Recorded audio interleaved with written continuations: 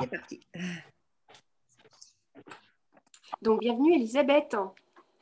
Merci Isabelle de ton accueil. Et je précise aussi qu'on a décidé de programmer donc cette conférence aujourd'hui parce qu'il y avait la journée de l'audition. Il me semble que c'était quand? Mercredi, c'est Jeudi ça? dernier. Voilà, jeudi dernier. Et du coup, ça nous semblait parfait pour programmer une conférence sur l'audition. Surtout que Elisabeth a fait un magnifique livre sur l'audition, qui est très très beau en pop-up, que je vous recommande vivement. Voilà. À toi, Elisabeth. Ok, bah, encore une fois, bonjour à tout le monde. Hein, et puis merci d'être là samedi matin. Hein, c'est pas facile hein, de se remettre encore dans une certaine forme de travail finalement. Alors, je vais essayer de faire en sorte que ce ne soit pas considéré comme du travail. Hein, on va essayer de faire ça de manière assez légère. Alors, je suis toute émue de refaire cette conférence parce que figurez-vous que c'est la dernière conférence qu'on a fait avec Isabelle en présentiel. C'est-à-dire que ça devait être une semaine avant le confinement. On l'avait présentée dans un super endroit à Strasbourg et c'était la dernière fois qu'on faisait quelque chose en présentiel. Donc, bah voilà, c'est un petit peu émouvant de se dire qu'un an après, on l'a refait, mais dans des conditions un peu particulières. Mais bon, c'est pas grave. L'outil Internet et ces outils de visioconférence, je trouve, sont bien adaptés. Donc, on va essayer de partager un maximum de choses. Alors, aujourd'hui, donc moi, je vais vous parler d'audition. Alors, bien sûr, dans la Maison de la Voix, on parle surtout de la voix, mais la voix sans l'audition, bah, c'est pas la voix, hein, de toute façon. Donc, de même que la voix sans le corps, c'est pas la voix non plus. La voix sans le psychisme, c'est pas non plus la voix. La voix sans tous les événements qui concourent au développement d'un enfant, bah, ça c'est aussi de la voix. Donc, on s'est dit que l'audition, ça appartenait tout à fait, enfin, de toute façon, à l'appareil phonatoire, mais aussi à nos conférences, en fait, finalement. Donc, voilà. Alors, je vais partager mon écran et puis on va commencer. Voilà. Partager l'écran. Hop.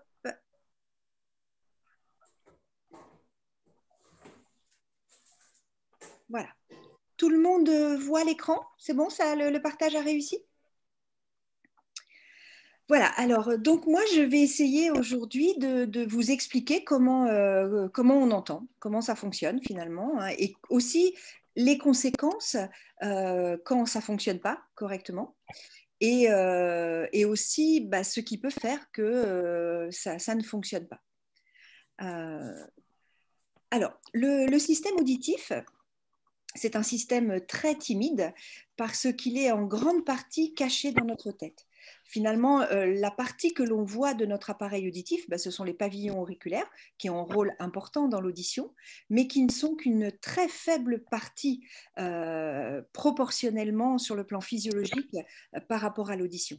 Alors pour essayer un petit peu de se rendre compte où se trouve l'appareil auditif dans sa majorité, eh bien, il faut l'imaginer que l'oreille interne, donc l'organe sensoriel, se trouve au milieu de la tête, juste sous l'œil. Donc, hein, vous voyez à peu près, donc vous visez juste sous l'œil. Vous imaginez donc de tracer un axe qui passe sous l'œil et qui rencontrerait l'axe qui passe par l'oreille. Eh bien, notre appareil auditif se trouve comme au cœur de notre crâne, dans un os particulier qui ressemble à un gros caillou et qu'on appelle le rocher, donc qui est vraiment à l'intérieur de notre crâne. Alors, il est habituel de décrire l'appareil auditif en 3 parties. Donc, une oreille externe qui va être composée du pavillon auriculaire et du conduit auditif externe, donc ce conduit qui va nous emmener jusqu'à l'intérieur de notre oreille. Puis, une oreille moyenne qui est composée du tympan et de la chaîne des osselets qui va relier le tympan à l'oreille interne. Et donc, dernière partie de l'oreille interne, elle-même donc située à l'intérieur du crâne dans cet os qu'on appelle le rocher. Alors, bien entendu, ça, c'est le système auditif périphérique. parce que le système auditif n'est rien sans ces connexions qui vont se faire avec le cerveau, c'est-à-dire toutes les voies auditives nerveuses qui vont partir de l'oreille interne et qui vont conduire l'information jusqu'au cerveau. Donc voilà le système auditif périphérique composé classiquement de ces trois parties. Alors il y a une partie dont je n'ai pas encore tout à fait parlé, qui appartient à l'oreille moyenne, qui s'appelle la trompe d'Eustache, qui est le petit tuyau qui part en bas de l'oreille moyenne. Hein, donc voici ici l'oreille moyenne, et puis là il y a un petit tuyau qui part de cette oreille et qui va rejoindre horizontalement l'arrière du nez. Et ce petit tuyau est fondamental pour que le système auditif fonctionne. Donc, je vous en reparlerai tout à l'heure. Alors, on va s'intéresser maintenant à l'oreille externe et surtout à son rôle dans l'audition. Donc, l'oreille externe, le pavillon auriculaire, a une forme très particulière, une espèce de forme d'entonnoir qui lui permet de capter les sons et de les conduire jusqu'au niveau du tympan, donc qui se trouve tout au fond de l'oreille externe. Et cette configuration un petit peu particulière du pavillon et du conduit a un rôle extrêmement important, d'abord pour la localisation de la source sonore. Il faut savoir que nous avons deux oreilles, et ça c'est extrêmement important pour savoir d'où viennent les sons. Parce que lorsqu'un son se rapproche de notre tête, eh bien, il va, par exemple, s'il vient un petit peu de mon côté droit, il va d'abord pénétrer dans mon conduit auditif externe droit, puis il va contourner ma tête et entrer secondairement dans mon conduit auditif externe gauche. Excuse-moi, Elisabeth, de t'interrompre, il n'y a que la première image qui apparaît. Est-ce que c'est normal? Attends, On n'a pas vu toutes les images du PowerPoint, on est bloqué sur la première. D'accord, alors attendez, je recommence. Là, vous voyez quelque chose? Entendre comment ça marche. Ah, et on voit juste les petites étiquettes vertes, roses, orange et bleues. Alors ça, c'est pas normal du tout parce que moi, j'ai déjà avancé. Alors, attendez, je vais relancer mon PowerPoint, d'accord? Je vais arrêter de partager. Oui, parce que moi, je suis déjà au moins à la 10e. Là. Donc, j'éteins mon PowerPoint, hop, et on va le relancer. Merci Fabienne. Je surveille les entrées en même temps et les gens qui continuent de s'inscrire. Alors, j'ai un peu quitté l'écran, je veux dire. Voilà. Alors, chez moi, ça marche. Oui, mais toi, on ne voit pas. Repartager. Colette, on ne voit pas ta photo. Oui, mais on va bien vous voir. Oui, oui. Est-ce qu'on aura le PowerPoint aussi après ou pas? Oui, bien sûr. Ah, merci. Bien sûr. Alors, je ne sais pas si vous êtes tous inscrits sur la Maison de la Voix, le groupe Facebook La Maison de la Voix, le groupe fermé. Mais en fait, en général, Elisabeth poste après donc, les différents outils sur ce groupe Facebook. Donc, il suffit de faire toc-toc. Et d'accord. Ta caméra.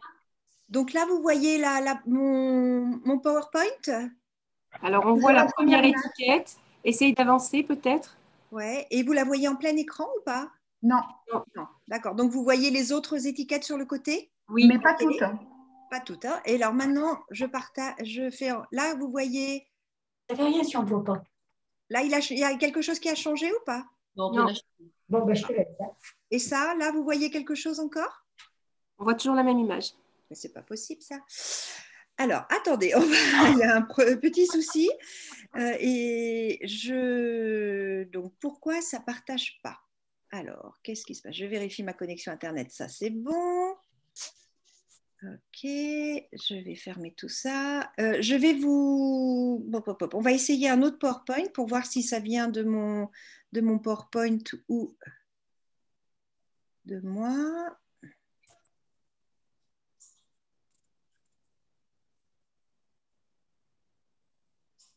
Alors, qu'est-ce qui se passe? Ok, partager. Hop, hop. Est-ce que vous voyez un autre PowerPoint là? Oui. Vous voyez un monsieur Tournesol? Oui. D'accord. Donc, je vais voir ça. Et Là, est-ce que vous voyez d'autres images? Oui, là, ça marche. Là, ça marche. Donc, ça vient de mon PowerPoint. OK. Alors, bon, on pourrait parler de la presbyacousie aussi, mais bon, c'était pas. Au pire, si ça ne marche pas, on parlera de ça. Non, mais normalement, il n'y a pas de souci, je vais réussir. Alors, il faut que je trouve juste. Alors, hop, que je trouve un PowerPoint qui marche quand même. Alors, on va faire ça. On va le mettre sur mon bureau. OK. Merci. Je vais commencer à penser du mal hein, de ces plateformes de visioconférence après avoir pensé du bien. Non, il ne faut pas désespérer. Tu crois? Ça vient de moi, je pense. Hein. Oh, ça vient des PowerPoint. Et ben donc de moi, malheureusement. Bon, vous revoyez mon PowerPoint là? Oui. OK. Là. Est-ce que là, vous voyez l'image suivante? Non. Toujours pas? Non, mais c'est vraiment celui-là qui ne veut pas venir. Hein. Incroyable ça. Alors attendez, on va essayer de le renommer. Il ne fonctionne pas celui-là. On va avoir une autre version, donc je vais chercher une autre version, c'est pas grave. Elisabeth, pardon, comme je travaille dans l'informatique, Oui. Est-ce que c'est possible de passer à la deuxième diapositive et faire un test seulement en visualisation, fenêtre par fenêtre? Essaye pour voir. Je vais voir, ouais, d'accord. Ouais. Donc je vais me mettre directement sur la deuxième. Voilà. OK.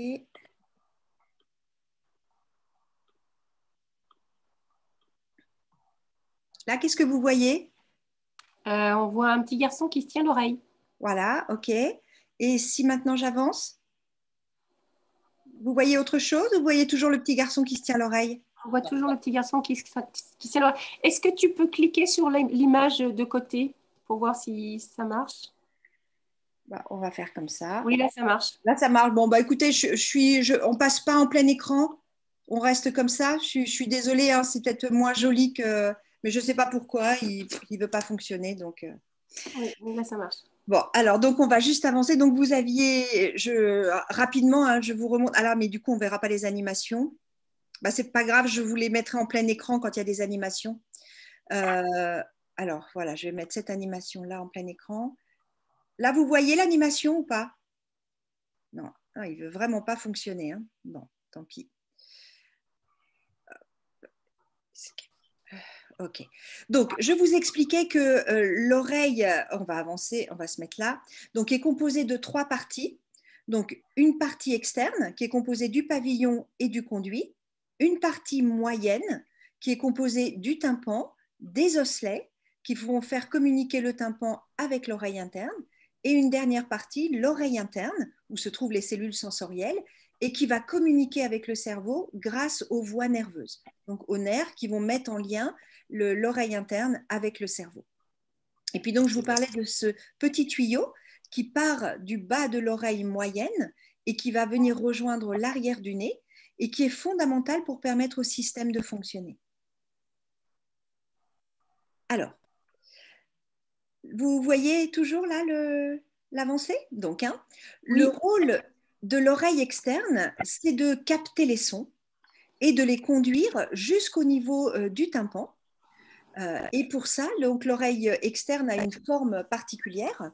Et le fait que l'on ait 2 oreilles externes nous permet de localiser l'origine des sons.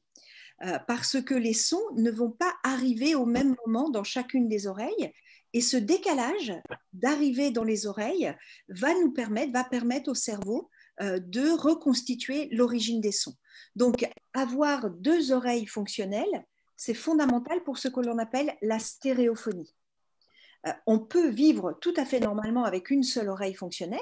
Ça ne nous empêchera pas de comprendre correctement le langage. Ça ne nous empêchera pas, enfants, de se développer tout à fait normalement sur le plan du langage oral et des apprentissages scolaires, sauf qu'il nous manquera la fonction de stéréophonie. Et donc, cette fonction de stéréophonie, elle est importante pour la localisation des sons. Elle est également extrêmement importante pour faire ce que l'on appelle la discrimination dans le bruit. C'est-à-dire que quand vous êtes dans un milieu bruyant, le fait d'avoir 2 oreilles fonctionnelles vous permet d'extraire plus facilement les informations qui vous intéressent, et notamment les informations liées à la parole. Alors, au final, quel est le rôle de l'oreille externe? Donc, un rôle de localisation de la source sonore, mais également un rôle déjà d'amplification de certaines fréquences. Au niveau du conduit auditif externe, lorsque le son pénètre dans ce conduit, il va y avoir un phénomène de résonance acoustique. C'est-à-dire que certaines fréquences présentes dans la formation sonore vont mettre en vibration les parois du conduit et il va y avoir un phénomène de résonance qui va amplifier certaines fréquences et notamment les fréquences de la parole. Donc, c'est déjà au niveau du conduit que l'on va avoir un effet de mise en exergue des sons de la parole. Donc, l'oreille, c'est un organe fait pour la voix.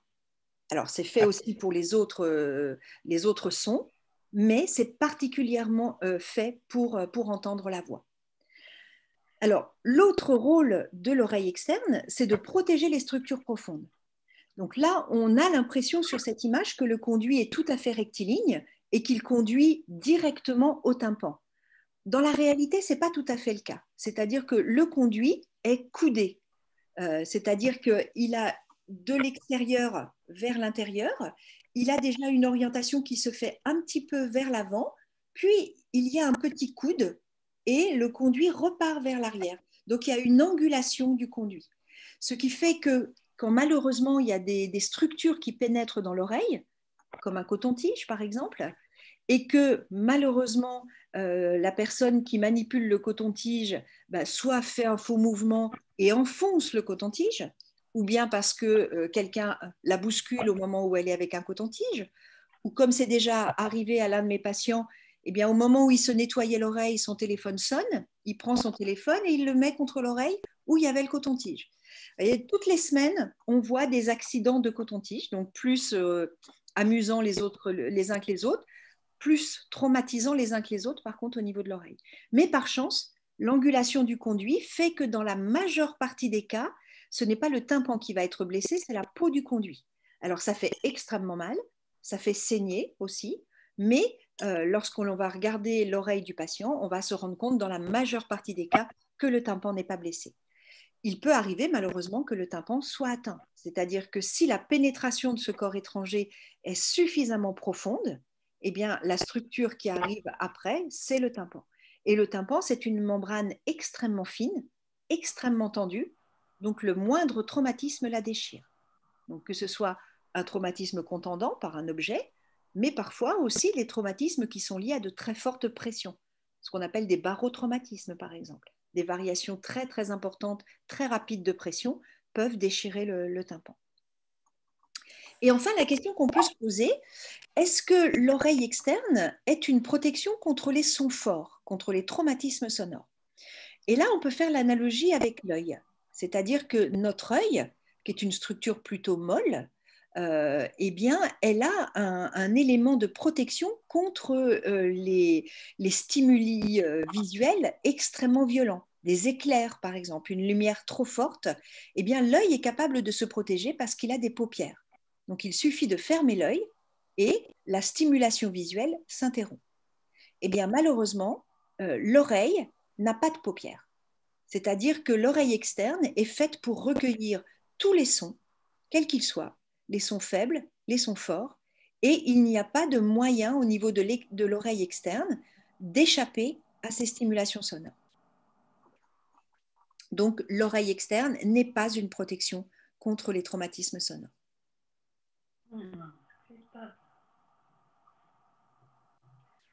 Alors, on passe à la deuxième partie de l'oreille moyenne. Donc, je vous rappelle, l'oreille moyenne est composée par le tympan, par la chaîne des petits osselets et qui vont relier le tympan à l'oreille interne.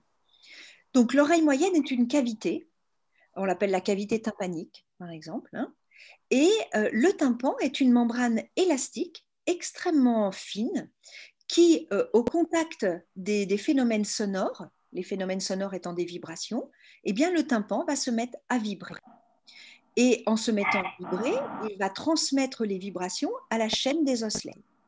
Et le dernier osselet, l'étrier, qui a la forme d'un étrier quand on fait de l'équitation, présente une platine, donc la partie toute distale de l'étrier, la partie où on mettrait le pied quand on fait de l'équitation, eh bien, va coulisser dans une petite fenêtre de l'oreille interne. Donc la paroi de l'oreille interne présente des petites fenêtres, dont la fenêtre ovale, dans laquelle se glisse l'étrier. Et cette petite fenêtre est fermée par une membrane, et les mouvements de l'étrier vont être transmis à la membrane qui ferme la fenêtre ovale, donc l'endroit où coulisse l'étrier. Et de ce fait, les vibrations du tympan vont être transmises à l'oreille interne par l'intermédiaire de la chaîne des osselets.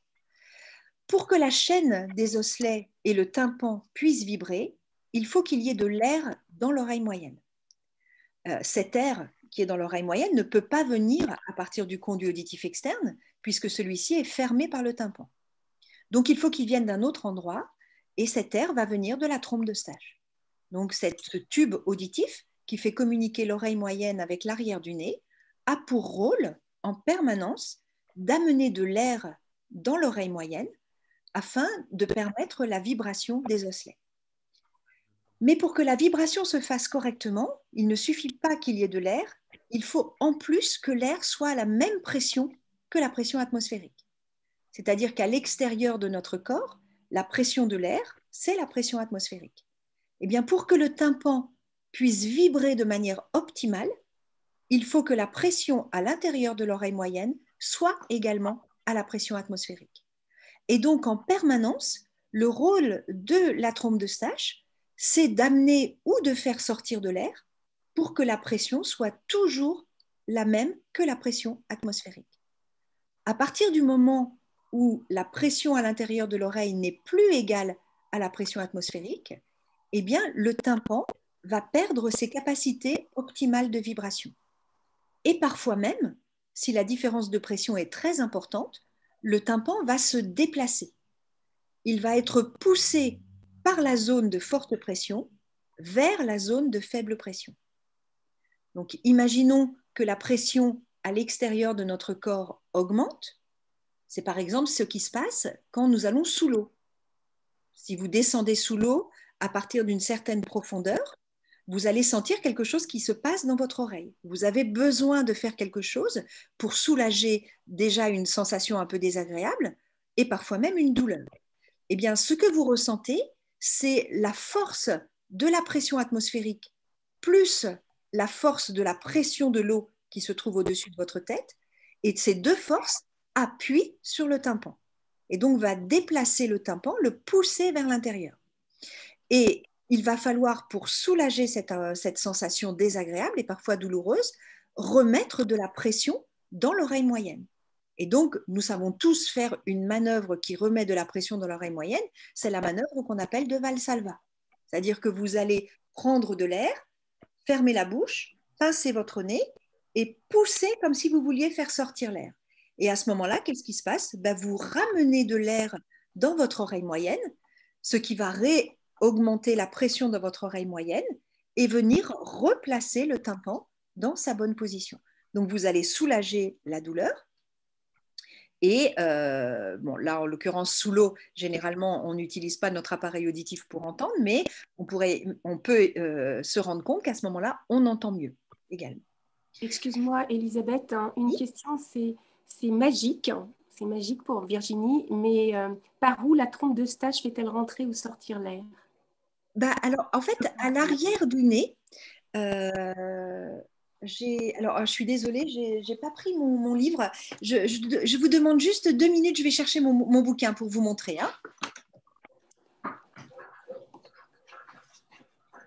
Ok, Armelle, merci.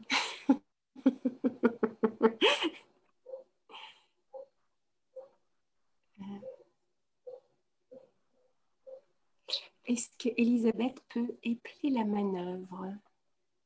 J'ai pas compris, Armelle. Pardon, c'est le nom qu'on donne. Elle explique que c'était la manœuvre de. Pardon, excuse-moi. Alors, dans le livre, j'ai fait. Valsalva. Voilà, excuse-moi. Excuse-moi. On répondait à une question d'Armelle. Voilà. Donc, au niveau du livre, il y a une page dont je me sers beaucoup en consultation, notamment pour expliquer aux enfants pourquoi c'est très important de se moucher. Donc là, vous avez un petit bonhomme et j'ai représenté ici ce qui va se passer au niveau de la bouche et du nez. Donc en fait, il y a un petit… Donc c'est des livres pop-up, hein, c'est des livres animés. Donc là, vous avez une petite languette et quand vous tirez sur la languette, on va voir les différentes couches du nez. Parce que ce que l'on ne sait peut-être pas tous, c'est que le nez, ce n'est pas que cette pyramide que vous voyez à l'extérieur de votre corps. Ça, c'est la partie externe du nez. Mais à l'intérieur, le nez, il a exactement la même taille que la cavité buccale. Et donc, au niveau du nez, il y a beaucoup, beaucoup de structures. Donc, on va imaginer qu'on enlève la petite pyramide et on se trouve à l'intérieur du nez. Donc, on a les deux fosses nasales qui sont séparées par la cloison nasale. Et puis, on s'enfonce encore un petit peu plus à l'intérieur du nez. Et on va voir que le nez, je ne sais pas si vous arrivez bien à voir, il y a de chaque côté dans les fosses nasales des petites structures en forme de petits crochets comme ça, qui sont ce qu'on appelle les cornets. Et ces cornets, ce sont des structures qui sont recouvertes de muqueuses et qui vont permettre d'augmenter la surface de la muqueuse nasale. Parce que le rôle du nez, c'est un rôle de filtre. Donc, il va dépoussiérer l'ensemble des particules qui se trouvent dans l'air inspiré, mais il a également un rôle de réchauffement de l'air. En fait, l'air extérieur peut être très froid ou très chaud, et ces variations de température sont irritantes pour l'appareil ventilatoire. Donc, c'est très important de réchauffer l'air avant qu'il arrive dans nos voies respiratoires. Et donc, la muqueuse du nez, au contact de l'air, va permettre de réchauffer l'air. Et enfin, il y a un troisième rôle, c'est celui de l'hydratation de l'air. C'est-à-dire que l'air au contact de la muqueuse du nez va se charger d'humidité, ce qui fait que l'air ne sera pas sec quand il va arriver au niveau des voies respiratoires. Donc ça, c'est assuré par la muqueuse du nez qui est augmentée, sans qu'on ait une tête énorme, par la présence des cornets. Et puis, quand on va encore un peu plus loin, on arrive dans l'orifice postérieur du nez. Je t'interromps, Elisabeth, excuse-moi, mais c'est juste parce qu'on n'a pas vu le schéma du nez. Les schémas du nez. Vous les voyez là? Écoutez, ce qu'on fait, je vais arrêter de partager pour que vous voyez en plein écran. D'accord? Voilà. Ça sera plus facile. C'est Marie Brignone, hein, je suppose. Si mes souvenirs sont bons, hein, c'est ça? C'est Marie qui a signalé qu'on ne voyait pas? Voilà. Ouais, d'accord, ok Marie. Alors, est-ce que là, vous voyez mieux? Oui. Là, ça va? Oui. Ok, donc je reprends. Hein. Donc le nez, on va l'éplucher, en fait, on va aller de plus en plus loin dans le nez. Donc, on enlève la pyramide nasale. Hein. Et donc, première chose que l'on va voir, c'est l'entrée des fosses nasales. Puis, on va un peu plus loin, on arrive dans la zone des cornets. Puis, on va encore un petit peu plus loin et on arrive dans l'orifice postérieur du nez qu'on appelle les coines. Donc là, si vous regardez dans votre bouche, vous voyez que le palais dur se prolonge par un palais mou. Eh bien, au niveau du palais mou, on est au niveau de l'orifice postérieur des fosses nasales. Et donc, quand on va encore plus loin, donc au-dessus maintenant du palais mou, on arrive dans ce qu'on appelle la paroi pharyngée postérieure. Et dans cette paroi pharyngée postérieure se trouve l'abouchement du petit canal qu'est la trompe d'Eustache. Donc, la trompe d'Eustache va de l'oreille jusqu'à la paroi pharyngée postérieure. Chez les enfants, au niveau de cette paroi pharyngée postérieure, juste à l'endroit où se trouve l'abouchement de la trompe d'Eustache, se trouve un organe particulier qu'on appelle les végétations. Les végétations, c'est comme des amygdales qu'on a dans la gorge, mais localisées au niveau de la paroi pharyngée postérieure. Et les végétations, comme les amygdales, sont des organes très importants parce qu'ils vont permettre, par le biais des infections, de stimuler le système immunitaire de l'enfant. Donc, à chaque infection, notamment chaque infection ORL, l'enfant apprend à se défendre contre une famille de microbes. Et on dit qu'au cours de l'enfance, il faut avoir rencontré 40 fois, enfin, il faut avoir eu 40 infections ORL, que ce soit des rhinopharyngites, des otites, des angines. il faut 40 épisodes infectieux pour avoir un système immunitaire mature. Donc, vous voyez ma position en tant qu'ORL, quand je vois des parents qui m'amènent un enfant qui fait des infections ORL à répétition, à partir du moment où ces infections à répétition n'entraînent pas d'autres pathologies, c'est-à-dire pas d'infection pulmonaire, pas de problème de baisse auditive, pas d'altération du tympan, pas non plus de répercussions sur la vie sociale et le développement de l'enfant, eh bien, je vais leur dire qu'il faut 40 épisodes infectieux. Alors, généralement, ces épisodes infectieux vont essentiellement avoir lieu entre septembre et mars. Donc, on va dire en gros on va élargir, on va dire qu'il va y en avoir un par mois pendant les hivers, donc à peu près 8 épisodes par an. Et le système devient mature vers l'âge de 5 ou 6 ans. Donc, 8 épisodes infectieux par an chez un enfant, concentrés entre septembre et mars, eh bien, c'est tout à fait normal chez un enfant. Donc, on ne va pas enlever les végétations chez un enfant qui fait 8 infections par an. Bien entendu, à la condition qu'il n'y ait pas de complications. Là, quand il y a des complications, bien entendu, l'attitude n'est pas du tout la même, hein. Et donc, le problème des végétations, c'est que lorsqu'elles vont gonfler, j'essaie de manipuler pour que vous voyez ici, il y a une petite flèche. Donc, je sais pas, hop, on va baisser le nez pour que vous voyez bien les végétations. Eh bien, quand on tire sur la petite flèche, donc j'ai fait un petit système qui va faire gonfler les végétations. Et lorsque les végétations gonflent, eh bien, malheureusement, elles vont fermer l'orifice de la trompe d'Eustache. Et donc, il n'y a plus d'air qui peut rentrer dans l'oreille. La muqueuse de l'oreille consomme l'oxygène de l'air, donc il faut qu'il soit renouvelé très régulièrement. Donc, si la trompe d'Eustache est bouchée, non seulement il n'y a pas assez d'air sur le plan pressionnel, mais en plus, il n'y a plus assez d'oxygène pour renouveler la muqueuse. Donc, il va y avoir des sécrétions qui vont s'accumuler dans l'oreille, ce qu'on appelle l'otite séreuse, qui, si elle est importante, va baisser l'audition de l'enfant. Et si cette otite séreuse se contamine par un microbe, ça va donner ce qu'on appelle les otites moyennes purulentes. Donc, moi, ce que j'explique aux enfants, et donc je me sers du bouquin, je leur dis pourquoi toutes les mamans du monde demandent à leurs enfants de se moucher. Parce que toutes les mamans du monde connaissent le rôle de la trompe d'Eustache. Elles n'ont pas forcément mis des mots dessus, mais elles savent très bien le lien entre le nez et les oreilles. Et elles ont raison. Le fait de moucher le nez, c'est éviter qu'il y ait trop d'encombrement à l'arrière du nez, et donc ce qui va permettre à l'enfant, entre autres, ça permet d'autres choses, mais entre autres, de garder toujours une bonne ventilation de ses oreilles. Alors, une question de la part de Armel. Au niveau musculaire, est-ce que l'on peut avoir des problématiques autour de l'oreille? Par exemple, encombrement, douleur, point d'interrogation. Alors, donc là, la réponse que je peux donner va être sur différents chapitres. Au niveau musculaire, il y a déjà un élément important, c'est que la trompe d'Eustache, c'est un conduit, c'est-à-dire qu'il est en partie cartilagineux, en partie osseux, mais il est surtout entouré de muscles. Et les muscles de la trompe d'Eustache, c'est eux qui vont transformer la trompe d'Eustache en une pompe qui va soit pousser l'air vers l'oreille, soit pousser l'air vers le pharynx et en même temps drainer les sécrétions. Donc, la musculature de la trompe d'Eustache est extrêmement importante. Et on peut avoir des pathologies où cette musculature est trop faible, par exemple.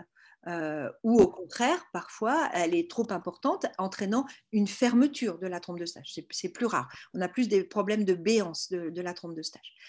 Et cette musculature de la trompe d'Eustache, elle appartient en fait à une musculature plus large qui est celle du voile du palais. Donc, je vous ai dit, à l'arrière du palais dur se trouve le palais mou, celui qui est mobile et qui va bouger en permanence quand on parle, qui va bouger en permanence quand on avale. Et donc, tous ces mouvements du voile du palais lors de la parole, lors de la déglutition, eh bien, font fonctionner la trompe d'Eustache. Donc, on ne s'en rend pas compte, mais on est tout le temps en train de mobiliser notre trompe d'Eustache et c'est par la parole, la déglutition que l'on aide la trompe d'Eustache à fonctionner. Alors parfois quand elle ne fonctionne pas assez, ce qui peut arriver chez les enfants, parce que la musculature n'est pas mature, parce que la croissance du massif facial fait que l'activité des muscles n'est pas encore optimale, ou parce que les enfants ont une muqueuse inflammatoire qui fait que la trompe d'Eustache a tendance à avoir un calibre plus réduit. Mais on peut avoir ces problèmes aussi chez les adultes, eh bien on peut faire travailler la musculature de la trompe d'Eustache.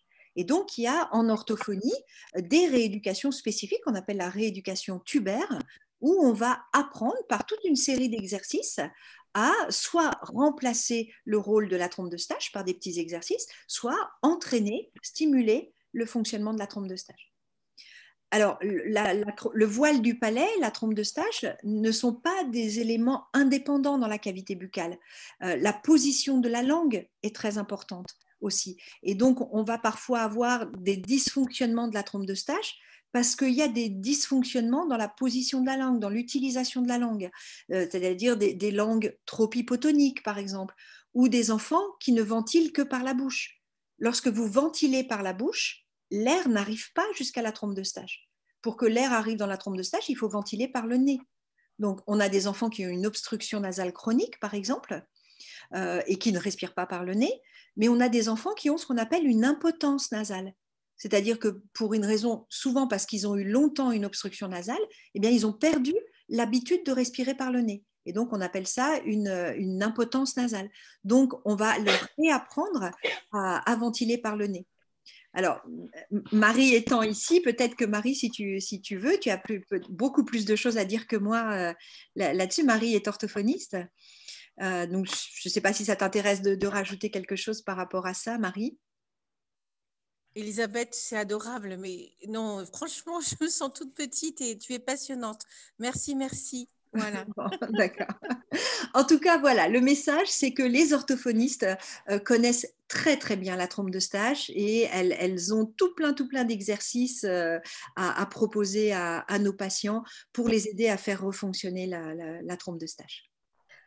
Je vais prendre juste la parole. Je suis orthophoniste aussi. Ah, bonjour, bonjour. Bonjour. Et j'avoue que depuis au moins 20 ans, on ne m'a pas adressé d'enfant pour une rééducation tubaire. Ah, ouais, je pense que mes collègues… J'en ai eu il y collègues… a très longtemps, mais alors depuis au moins 20 ans, les ORL n'adressent plus du tout dans ma région. Mais je pense que les nouveaux ORL ont tellement d'autres techniques que n'avaient pas les vieux ORL. Et ils sont, je pense, un peu moins tournés vers la pathologie fonctionnelle. Et c'est vrai que quand on a du mal à mettre de l'air dans une oreille, bah, je dirais que la solution la plus simple, c'est de mettre un drain. C'est ça. Je pense donc, que on va mettre un drain. Que ça rapporte plus. Je ne veux pas être méchante, mais… Je ne sais pas. En tout cas, il est certain que dans certaines situations, la pose d'un aérateur est indispensable.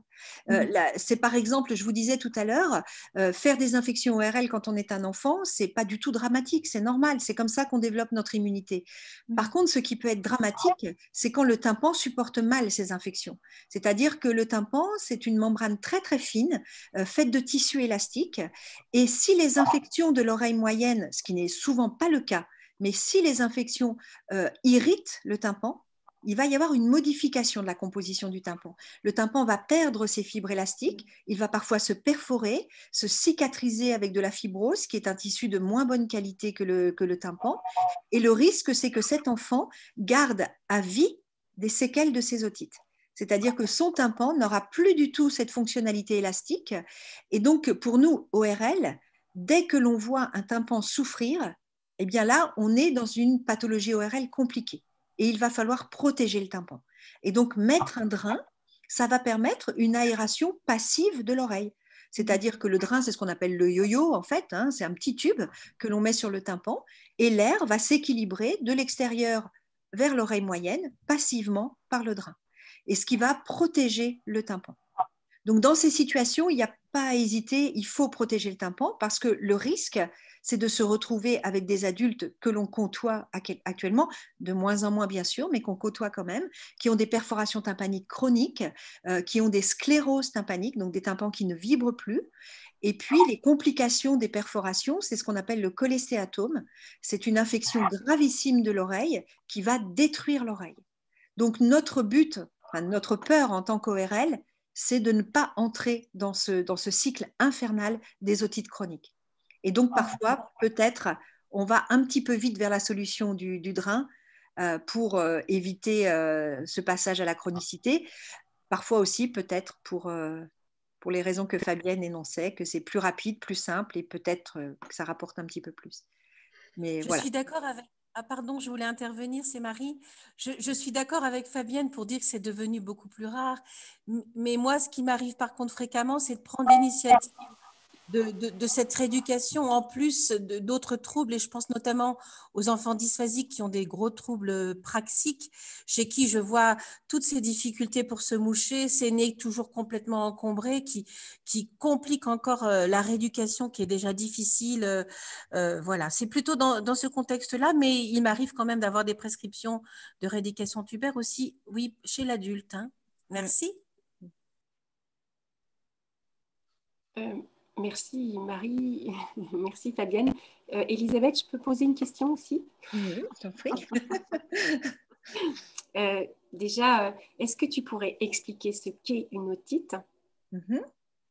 Et la deuxième question, c'est aujourd'hui, en période de Covid, où on porte tous des masques et où on se protège pour ne pas se transmettre les virus, est-ce qu'il y a moins du coup de transmission de virus et du coup, est-ce que les enfants tombent moins malades? Et est-ce que ça va avoir une incidence effectivement dans le sens où s'ils doivent avoir un certain nombre d'infections dans leur petite enfance, s'ils en ont moins, qu'est-ce que ça va impliquer plus tard? Voilà. Alors, déjà, qu'est-ce qu'une otite? D'une manière générale, pour les termes médicaux, dès qu'il y a it à la fin d'un terme, ça veut dire inflammation.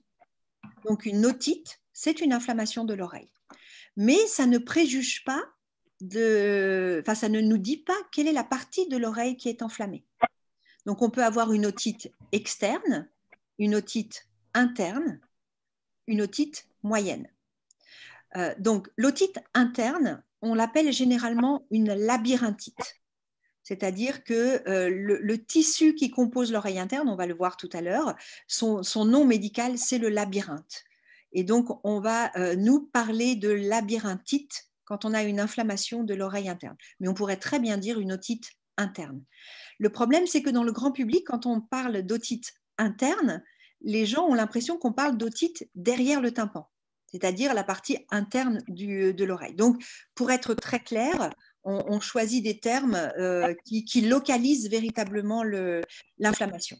Donc, l'inflammation de l'oreille interne, ça s'appelle une labyrinthite. L'inflammation de l'oreille externe, donc une inflammation du pavillon, une inflammation du conduit auditif externe, donc généralement de la peau de l'oreille, ça s'appelle une otite externe. Et c'est généralement donc une pathologie cutanée. C'est-à-dire que c'est la peau de l'oreille qui est enflammée, soit parce qu'il y a un eczéma et que cet eczéma va se surinfecter, soit parce qu'il y a eu une petite lésion de grattage et puis ensuite ça s'est infecté aussi, soit parce qu'il y a un champignon dans l'oreille. C'est particulièrement le cas l'été lors de la période des baignades où il va y avoir souvent des otites externes. Donc cette otite externe, elle est extrêmement douloureuse, mais elle ne met absolument pas en danger l'appareil auditif, puisque c'est la peau de l'oreille uniquement qui est atteinte. Par contre, les douleurs sont je pense, des douleurs les plus fortes que l'on peut ressentir quand on a une otite externe. L'otite moyenne, c'est une inflammation de l'oreille moyenne. Donc, ça va toucher le tympan, on appelle ça une myringite. Ça peut toucher donc l'oreille moyenne, et c'est ce qu'on appelle les otites moyennes.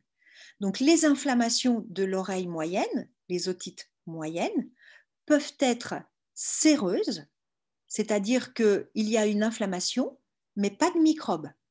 Donc, il y a en gros des glaires dans l'oreille, mais il n'y a pas de microbes dans ces glaires. Donc, la plupart du temps, ça touche principalement les enfants. Les enfants n'ont pas de douleur. Et si ça touche une seule oreille, ou si elle est peu importante, personne ne s'en rend compte. C'est un diagnostic qu'on va faire quand on regarde le tympan, puisqu'on va voir au travers du tympan des glaires accumulées dans l'oreille moyenne. Si ce liquide est très inflammatoire, très chargé en produits particuliers qui vont créer une inflammation extrêmement importante, à ce moment-là, quand on va regarder l'oreille, le tympan va apparaître rouge et il peut ou pas y avoir de la fièvre. Donc, on va appeler ça une otite aiguë. Et cette otite aiguë, elle n'est pas forcément purulente. Il n'y a pas forcément de pus, il n'y a pas forcément d'infection encore. C'est juste une otite inflammatoire. Et puis enfin, le stade ultime, c'est lorsque dans cette inflammation, elle va se contaminer par un microbe et le microbe va se développer dans le liquide présent dans l'oreille moyenne et va fabriquer du pus. C'est ce qu'on va appeler une otite moyenne purulente. Et donc, généralement, l'otite moyenne purulente, dans la plupart des cas, elle est contemporaine d'une rhinopharyngite. C'est-à-dire l'enfant se mouche jaune, vert, il a de la fièvre, il a mal aux oreilles, on regarde le tympan et au travers du tympan, on va voir du pus dans l'oreille moyenne. L'oreille a la possibilité de se soigner toute seule. C'est-à-dire que quand il y a du pus dans l'oreille, eh bien, ce pus est tellement agressif sur les tissus qu'il va déchirer le tympan et du pus va se couler au travers du tympan dans le conduit auditif externe. Et donc, on va avoir une otite moyenne purulente avec otorrhée. Une otorrhée, c'est un écoulement de liquide venant de l'oreille. Donc, vous allez avoir du pus qui va sortir de l'oreille parce que le tympan a trouvé une solution pour vider cet abcès, si vous voulez, c'est celui de se déchirer. Et donc, le pus va s'écouler et parfois, le tympan va se refermer et tout va rentrer dans l'ordre. Donc, c'est une façon que l'oreille a de se soigner toute seule. Alors, c'est tout à fait adapté quand ça arrive une fois. Le problème, si à chaque rhume, il y a du pus dans l'oreille et que l'oreille se déchire pour évacuer ce pus, eh bien, il va y avoir un trou. Et qui dit trou, dit cicatrisation. Qui dit cicatrisation, dit fibrose et modification de la structure du tympan. Et donc, on va aller vers ce qu'on disait tout à l'heure, des potentiels risques de garder des séquelles définitives de cette otite. Et donc, on va préférer mettre un drain sur le tympan de l'enfant pour que le pus s'écoule par le drain. Et à ce moment-là, le tympan ne se déchirera plus, le pus s'écoulera par le drain et on va mettre le drain dans une région du tympan que l'on sait cicatriser très facilement. Le tympan ne cicatrise pas partout de la même façon. Donc, on va mettre le drain dans un endroit qui cicatrise facilement. Et quand l'enfant sera sorti de la période des otites, eh bien, on enlèvera le drain. Donc, mettre un drain, c'est une solution soit pour aérer l'oreille, soit pour favoriser la vidange de l'oreille. Et généralement, quand on met un drain, eh bien, on règle tout ça, parce que le fait qu'il y ait de l'air en permanence dans l'oreille amène de l'oxygène au niveau de la muqueuse, et l'oxygène, c'est le meilleur antiseptique que l'on connaisse. Donc, l'oxygène dans l'oreille permet à l'oreille de ne pas s'infecter. Donc, généralement, des enfants à qui on met des drains ne font quasiment plus d'otite. Ils peuvent avoir des périodes d'écoulement ponctuelles, mais c'est beaucoup plus rare que quand ils n'avaient pas de drain. Donc ça, c'est pour les otites, la définition d'otite. Donc quand on dit otite, ça peut vouloir dire beaucoup de choses. Pour nous, ORL, quand vous dites otite, nous, ça ne suffit pas. Il faut qu'on sache otite externe, otite moyenne, otite purulente, otite inflammatoire, otite séreuse. Donc vous voyez, il y a avec otite avec ou sans otorrhée, il y a beaucoup de choses qu'il faut préciser pour nous. La deuxième question, c'était quoi déjà, Isabelle? J'ai oublié. Déjà, pardon, juste une toute petite précision. Le drain permet d'évacuer vers l'extérieur ou vers l'intérieur du coup? Vers l'extérieur. Le drain permet de faire rentrer l'air à l'intérieur et d'évacuer vers l'extérieur les sécrétions qui s'accumulent dans l'oreille. Merci beaucoup, Elisabeth. Alors, la deuxième question, c'était par rapport au Covid, à la situation du Covid où on se protège pour ne pas transmettre les virus. Et du coup, est-ce que ça a une incidence effectivement dans les crèches, etc., enfin dans les endroits où les enfants, c'est là qu'ils attrapent en général. Les collectivités. Alors, la réponse est très clairement oui. Cet hiver, nous ne voyons aucune pathologie. Donc, on voit pas de... Moi, je passe mes hivers donc, je vois beaucoup de petits enfants. Hein, donc, ça, c'est un peu l'autre casquette de mon activité professionnelle. Donc, je fais de l'ORL infantile. C'est-à-dire, je vois notamment sur le plan auditif les enfants avant que mes collègues puissent les tester. C'est-à-dire que je fais du bilan auditif de la naissance on va dire 4-5 ans, jusqu'à ce qu'un ORL qui ne soit pas un ORL audiophonologiste puisse tester les enfants. Donc, je vois beaucoup de bébés notamment. Et en hiver, eh ben, je passe mon temps à moucher les bébés et apprendre aux mamans comment on mouche les bébés. Et donc, j'ai notamment au cabinet un aspirateur qui est la terreur des bébés, où je vais aspirer le nez des bébés. Donc, je mouche les bébés et ça nous permet d'éviter les complications des rhinites, d'éviter les bronchites asthmatiformes chez les enfants asthmatiques notamment. Ça permet d'éviter les récidives de bronchiolite. Et donc, il y a des bébés que je mouche une fois par semaine. Tout l'hiver, ils viennent une fois et je les mouche. Donc oui, cette année, je n'ai pas de bébé à moucher. Donc, c'est très clairement, je pense qu'il y a beaucoup moins de pathologies. Alors, est-ce que ça aura une conséquence sur le développement immunitaire de l'enfant? Oui, dans le sens probablement que ça va décaler vers les enfants feront peut-être des infections un peu plus tard que d'habitude. Généralement, les infections ORL, à partir de 6 ans, c'est terminé. Moi, je vois, ces enfants-là, à partir de 10 ans, je les vois quasiment plus. Donc, peut-être, ils s'infecteront un hiver supplémentaire, peut-être, pour compléter. Mais c'est une grande différence, parce que quand vous avez 6 ans, les complications des infections ne sont pas du tout les mêmes que quand vous avez 8 mois ou 9 mois. Parce que l'appareil ORL est beaucoup plus grand, les cavités sont beaucoup plus larges, et puis l'enfant, sur le plan psychomoteur, est d'abord déjà beaucoup plus souvent en position verticale, donc les complications, les liens entre le nez et les bronches sont quand même beaucoup moins faciles de contamination. Donc oui, probablement ils s'infecteront plus longtemps, mais ça passera probablement inaperçu, parce que des rhumes resteront des rhumes, seront plus forcément des otites, parce qu'à 6 ans, la trompe de Eustache, elle est plus mature qu'à 2 ans, par exemple. Et puis parce que le rhinopharynx d'un enfant de 6 ans est beaucoup plus large que celui d'un enfant de 2 ans. Donc même s'il y a du rhume, ce rhume ne va pas complètement obstruer le rhinopharynx et donc ne va pas forcément boucher les trompes d'Eustache.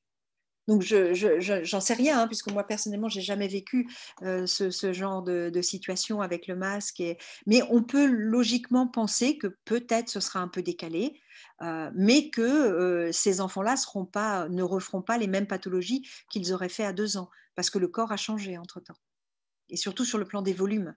Ce qui est très important, il faut savoir qu'en ORL, plus les cavités sont grandes, moins il y a de problèmes. Donc, c'est surtout une question de taille des cavités. Donc, c'est plutôt une bonne nouvelle. J'espère que l'avenir ne me contredira pas. Alors, j'ai encore des questions. Zina, est-ce que le fait de mettre des bouchons anti-bruit sont défavorables au bon fonctionnement de l'oreille? Non. Les bouchons, c'est des paupières sur nos oreilles. Donc, ce n'est pas plus dangereux que des paupières, sauf que, oui, ça vient au contact de la peau, donc on peut avoir des intolérances. La mise en place des bouchons peut parfois irriter la peau. Si vous avez un petit peu de cérumen, la mise en place du bouchon peut pousser un petit peu le cérumen vers le fond de l'oreille. Mais à part, je dirais, des petits soucis mécaniques, mais non, ce n'est pas du tout une mauvaise chose pour l'appareil auditif. Je dirais au contraire, c'est dans certaines situations une très bonne chose pour l'appareil auditif. Ensuite, nous avons une question d'Armel. Question pour le coton-tige. Je pense qu'il faut supprimer et remplacer par des sprays. Cependant, j'ai remarqué qu'il y a désormais des cotons-tiges en silicone. Ça peut endommager le conduit auditif? Point d'interrogation. Ça peut surtout endommager le tympan. Parce que je dirais que le coton-tige, c'est vraiment l'ennemi de l'ORL. Pourquoi? Parce que ça peut créer des perforations tympaniques, ça c'est certain, mais c'est surtout qu'il faut vraiment savoir que le cérumen que notre oreille fabrique, c'est une forme d'huile qui est nécessaire au bon fonctionnement de la peau. La peau de l'oreille externe repose directement sur le cartilage et sur l'os du conduit auditif externe. Il n'y a pas de couche de graisse. C'est pour ça que les infections de la peau du conduit auditif externe sont tellement douloureuses. Parce que dès que vous avez une petite inflammation, la peau va gonfler et elle va appuyer sur le périoste, donc sur l'enveloppe de l'os. Alors, je ne sais pas si vous vous êtes déjà cogné le tibia, la partie en avant du tibia où la peau repose directement sur l'os. Vous voyez la douleur? C'est parce qu'il n'y a pas de graisse à ce niveau-là. Vous n'avez aucune absorption du traumatisme. Eh bien, c'est exactement la même chose au niveau de l'oreille. Donc, pour se protéger, la peau fabrique de la graisse, mais qu'elle met à la surface. Et donc, le cérumen, c'est une façon de protéger la peau. Alors, bien entendu, certains d'entre nous fabriquent du cérumen très abondant, qui est plutôt foncé, noir, qui va couler à l'extérieur de l'oreille et qui va donner une impression qu'on a les oreilles sales. Voilà, ça, socialement, c'est mal vécu, de même qu'un nez qui coule, c'est mal vécu, de même qu'avoir des croûtes dans les yeux, c'est mal vécu. Ben voilà, avoir les oreilles qui expulsent du cérumen, c'est mal vécu. Alors oui, il faut enlever ce cérumen, mais le meilleur outil pour l'enlever, c'est le doigt qui porte le nom de l'oreille, hein, c'est l'auriculaire. Il est tout à fait adapté à la taille du conduit auditif. Donc il faut s'en servir pour se nettoyer l'oreille. Et la nature est bien faite, votre doigt n'ira pas profond, il ne passera pas le coude du conduit auditif externe. Donc, il est tout à fait adapté pour nettoyer ce qui sort. Parce que le problème du coton-tige, et c'est en ça qu'il est l'ennemi de l'ORL, c'est qu'il a exactement la taille du conduit. Donc, quand vous allez faire rentrer le coton-tige dans le conduit, si vous avez du cérumen, eh bien, vous le balayez et vous le poussez au fond. Alors, certes, vous avez l'impression d'avoir nettoyé l'extérieur, mais vous remplissez le fond. Et puis, au bout d'un moment, si vous le faites, vous allez finir par fabriquer un bouchon qui est totalement hermétique, ce qui fait que la fonction auditive de votre conduit ne pourra plus se faire.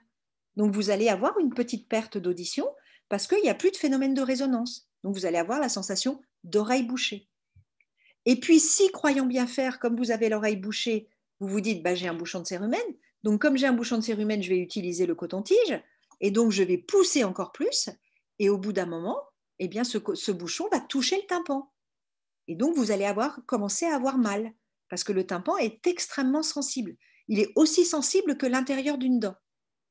Donc, vous voyez la sensation que vous avez quand vous allez chez le dentiste et que l'anesthésie n'a pas encore fonctionné. Eh bien, toucher un tympan, c'est exactement la même chose. Les récepteurs sont directement sur le tympan. Là non plus, il n'y a pas de protection. Et donc, quand vous allez chez votre médecin ou chez votre ORL, alors pourquoi vous êtes l'ennemi de l'ORL? Parce que ça va être compliqué d'enlever ce bouchon. Parce que d'abord, dès qu'on va vous toucher, vous allez avoir horriblement mal. Parce que quand on va essayer d'attraper ce bouchon, par exemple avec une petite pince à corps étranger, forcément, on va le bouger, ça va frotter sur votre tympan et vous allez avoir mal. Donc, vous allez bouger. Donc, vous allez vous faire disputer par l'ORL qui n'a pas que ça à faire et qui en plus est énervé parce que vous avez utilisé des cotons-tiges et qui vous avait bien dit qu'il ne fallait pas le faire. Donc, franchement, c'est bien de votre faute si vous avez mal. Et puis, arrêtez de bouger quand même, vous êtes une vraie chochotte. Voilà, ça, c'est des choses que j'entends régulièrement. Et voilà, donc ça devient compliqué de les enlever. Alors, on y arrive, ne vous inquiétez pas, et on peut aussi y arriver sans vous faire mal. Il suffit d'un tout petit peu plus de temps, mais le temps, c'est de l'argent, vous le savez. Donc voilà, d'où l'énervement parfois de mes collègues. Mais la plupart sont tout à fait gentils, mais ils vous feront la morale en vous disant « Maintenant, ça suffit. Les cotons-tiges, stop. » D'accord ? Alors, il y a encore une question sur les curettes, mais après, ça serait super si on pouvait recadrer un tout petit peu, parce que c'est vrai que c'est super important de protéger nos oreilles, et puis on va voir pourquoi, justement. Mais peut-être pour que tu puisses aussi un peu parler de la suite de ton exposé par rapport à l'oreille, et puis après voir aussi par rapport à la voix, comment est-ce qu'on ajuste l'oreille, la voix, ce qu'on entend de l'intérieur, de l'extérieur, tout ça. Voilà. Donc, encore une question sur à la place du coton-tige, utiliser des curettes. Moi, j'ai retenu que le petit doigt, c'était ce qui avait de plus efficace. Voilà. Et que... Je maintiens. Je maintiens. Alors, ce qu'il faut, c'est faire très régulièrement. C'est beaucoup se mouiller les oreilles. Il n'y a aucun danger à se mouiller les oreilles, sauf si vous savez que vous avez une perforation du tympan. Là, vous n'avez pas le droit de mouiller les oreilles, mais mouillez le plus possible vos oreilles pour ramollir le cérumen. Et les cellules de votre peau feront le reste. Le cérumen est expulsé naturellement. Et puis moi, ce que je conseille aux gens, c'est prenez la douchette, réduisez un tout petit peu la force du débit et passez la douchette devant vos oreilles. Donc voilà. Alors, ce que vous pouvez faire aussi, si vous savez que vous fabriquez du cérumen très sec, utilisez un petit peu d'huile. Moi, j'ai des patientes, par exemple, qui utilisent de l'huile d'olive. Alors, moi, je pense qu'il faut faire attention avec l'huile d'olive qui est raffinée. Il y a des produits peut-être pas très, très adaptés à la peau, mais utilisez une huile d'amande douce, par exemple, une huile qu'on met sur le corps, tout simplement. Et puis, vous mettez un petit peu d'huile dans vos oreilles le soir avant d'aller vous coucher. Et puis, sous la douche, vous passez la douchette devant vos oreilles, tout simplement. Et puis, vous pouvez, si vous voulez, acheter des sprays que l'on vend en vente libre, en pharmacie. Mais sincèrement, la douchette, c'est aussi bien qu'un spray. Hein. Voilà. Mais bon, si vous trouvez que c'est plus pratique et que c'est moins désagréable, il n'y a aucun problème avec les liquides qu'on utilise. Moi, franchement, je proscris les curettes, les cotons-tiges en silicone, les bougies. Moi, j'ai un patient qui a pris feu avec une bougie. Je n'ai jamais utilisé les bougies. Vous savez, c'est censé aspirer le cérumen, à part que c'est une bougie. Hein, et donc, j'ai un patient, donc les cheveux ont pris feu avec la bougie. Donc, voilà. Donc, je pense que tout ça, c'est... il faut rester simple et ça marche très bien quand on reste simple. Et puis, bah, si vous... moi, j'ai un patient que je vois tous les 3 mois et tous les 3 mois, je lui enlève des bouchons énormes. Il n'y peut rien, il fait tout ce que je lui dis de faire, il le fait. Et voilà, il a une usine à cérumen dans les oreilles. Bah voilà, on se voit tous les 3 mois et tous les 3 mois, je lui enlève des bouchons de cérumen. Voilà, on est tous différents hein, sur le plan des sécrétions. Donc, Merci Elisabeth hein, pour toutes ces précisions. Alors, je reprends mon partage d'écran. Hop. Voilà, vous voyez mon PowerPoint? Oui. Ok. Voilà, alors on va avancer. Les petites animations fonctionnent en tous les cas là. Oui, c'est bizarre. Hein. Il est très bizarre ce PowerPoint. Pourtant, il marchait très bien. Il fait la grève. Voilà. Donc, le rôle de l'oreille moyenne, eh bien, c'est d'amplifier certaines fréquences. Et encore une fois, les fréquences de la parole. Alors, pourquoi il faut qu'il y ait cette amplification?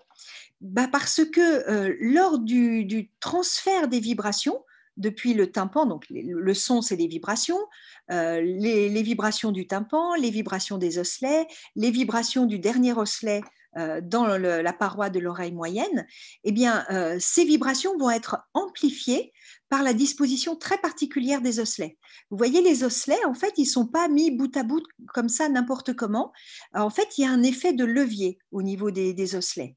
Et il y a un autre effet qui est le fait de la différence de taille entre le tympan et l'étrier. Vous voyez, la platine de l'étrier, donc l'endroit où on mettrait le pied si on fait de l'équitation, et qui va mettre en mouvement la fenêtre ovale, eh bien, il y a une grande différence de taille entre l'étrier et la fenêtre ovale. Donc, la disposition particulière des différents osselets et la différence de taille entre le tympan et la membrane ovale fait que nous allons avoir une amplification des vibrations.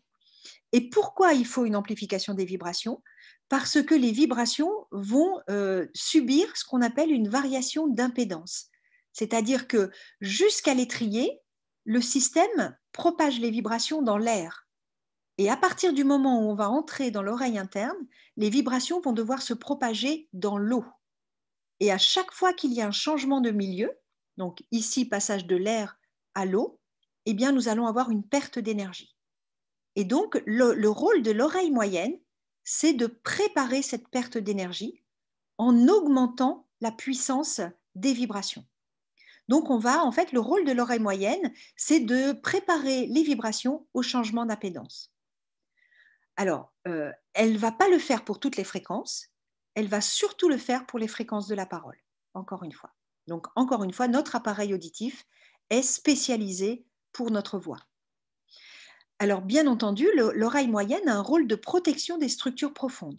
C'est-à-dire qu'un coton-tige, par exemple, va peut-être perforer le tympan, va peut-être, dans de très rares cas, fracturer les osselets, mais pour qu'il arrive jusqu'à l'intérieur de l'oreille et toucher l'oreille interne, il faut vraiment un traumatisme contondant extrêmement violent. C'est rarissime. Les traumatismes que l'on a au niveau de l'oreille interne sont généralement liés à des fractures du crâne. En dehors de ça, on n'a pas de traumatisme direct de l'oreille interne. Donc, l'oreille moyenne a bien un rôle de protection des traumatismes physiques de l'oreille interne. Et elle a également un rôle de protection des traumatismes sonores. Parce que les osselets, donc on l'a vu, ont pour but d'augmenter la puissance des vibrations. Mais elles ne vont pas, cette augmentation ne veut pas avoir lieu sur tous les sons. Lorsque les sons dépassent une certaine intensité, nous avons un réflexe qui va agir Et chacun des petits osselets est relié à un petit muscle. Et lorsque le son dépasse une certaine valeur, ces petits muscles vont se contracter et vont empêcher la chaîne des osselets de se mettre à vibrer. C'est ce qu'on appelle le réflexe stapédien. Donc ce réflexe, il va permettre de ne pas amplifier les sons forts. Donc les sons vont être amplifiés jusqu'à une certaine intensité, mais au-delà de cette intensité, la contraction des petits muscles dans l'oreille moyenne ne permet plus l'amplification. C'est comme si on mettait en fait une limite, et au-dessus de cette limite, eh bien, il n'y a plus d'amplification. Donc c'est un système de protection contre les sons forts. Le problème de ce système, c'est qu'il n'est pas très solide. C'est-à-dire que si vous avez fait beaucoup d'otite quand vous étiez enfant, donc du pu dans l'oreille moyenne, ou si vous avez eu plusieurs traumatismes sonores, eh bien ce réflexe stapédien ne fonctionne plus. Donc malheureusement, ce n'est pas un système qui est là et qui est très solide et présent pour toute la vie.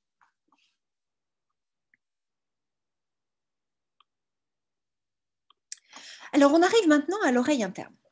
Donc, les vibrations de l'étrier dans la fenêtre ovale, cette petite fenêtre qui fait communiquer l'oreille moyenne et l'oreille interne, va créer des vagues à l'intérieur des liquides qui remplissent l'oreille interne. Donc là, ce que vous voyez, c'est le labyrinthe en fait. Le labyrinthe est composé de deux parties. La partie en haut qui ressemble à la tête d'escargot, c'est la partie qui va gérer l'équilibre, dont on ne parlera pas aujourd'hui. Et cette partie qui ressemble à la coquille de l'escargot, c'est la cochlée, donc l'organe de l'audition. Donc toutes ces régions sont remplies de liquide et les vibrations de l'étrier vont faire naître des petites vaguelettes qui vont se propager à l'intérieur du tube enroulé que compose la cochlée. Alors, on va prendre une petite loupe et regarder de manière plus précise de quoi est composée cette cochlée. Et donc, quand on regarde, on voit que la cochlée, en fait, c'est un tube enroulé sur lui-même, mais c'est un tube très complexe parce que ce tube lui-même, il est séparé en 3 autres tubes. Et si on regarde d'encore plus près avec une loupe, on va voir que certaines parties de ce tube sont tapissées par des cellules qui fait que les tubes, c'est comme s'ils étaient tapissés de moquettes ou de gazon.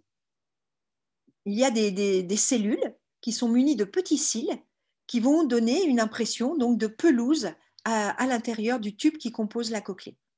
Et si on regarde encore plus précisément, on va voir que chaque poil, chaque zone est en fait une petite cellule qui est munie de cils. Et lorsque la vaguelette va arriver au contact des cils, les petits cils vont bouger, cela va créer des réactions chimiques à l'intérieur de la cellule et à la base de la cellule, on a une petite fibre nerveuse et les différentes réactions chimiques vont créer ce qu'on appelle un potentiel d'action, un petit courant électrique qui va cheminer dans les fibres.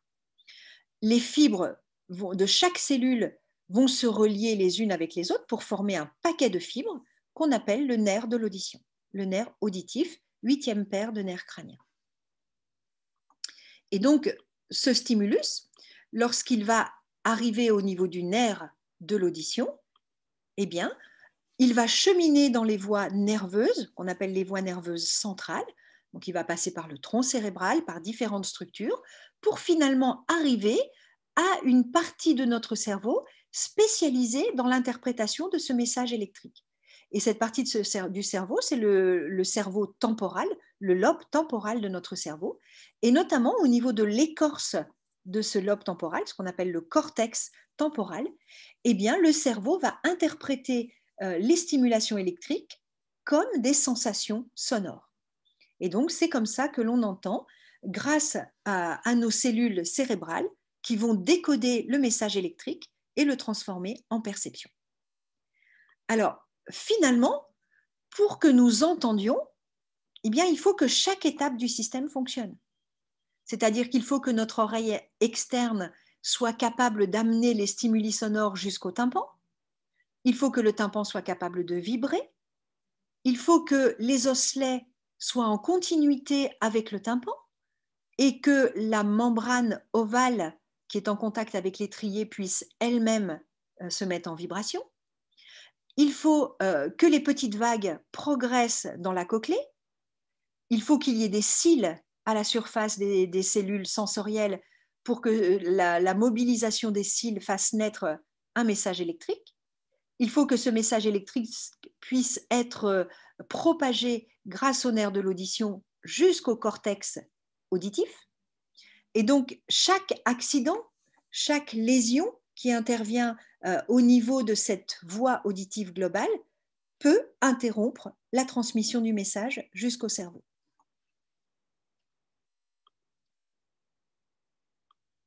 Alors, grâce à ce système, notre oreille est capable d'entendre des sons très très faibles et des sons très très forts. Donc, je vous représente ici une échelle un peu classique que vous trouvez partout pour vous dire un petit peu ce que c'est que cette échelle de l'intensité des bruits. Donc, par exemple, si vous êtes à la campagne, très loin des villes, qu'il n'y a pas de vent, que tout est calme, eh bien, vous pouvez être dans un lieu où il peut n'y avoir que 20 décibels de bruit. Quand vous êtes chez vous, la nuit, imaginons que vous n'habitez pas en ville, que ce soit très très calme, eh bien, le bruit des corps, le bruit éventuellement des appareils électriques qui restent branchés, eh bien, vous êtes à 35 décibels. Donc 35 décibels, c'est quand même relativement faible. En journée, lorsque vous travaillez par exemple dans une ambiance très calme à votre ordinateur, eh bien, vous avez 45 décibels de bruit ambiant.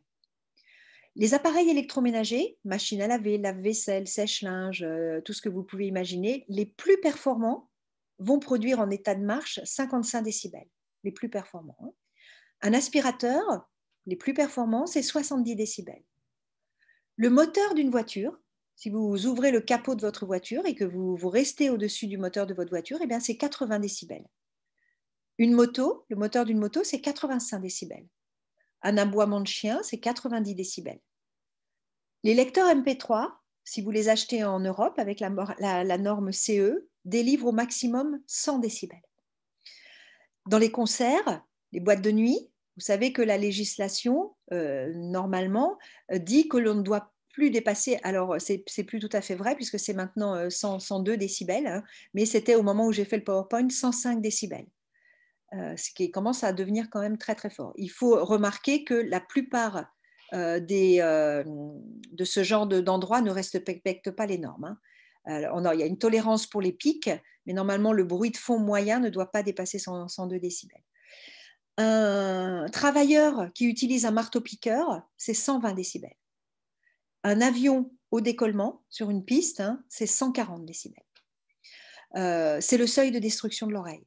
Donc, si votre oreille est exposée à 140 décibels sans aucune protection, vous détruisez les cellules ciliées. Alors, on voit que l'intensité du son va être dangereuse pour l'oreille. À partir d'une certaine intensité, les cellules ciliées vont commencer à être abîmées. Mais ce n'est pas pour tous les sons la même durée d'exposition.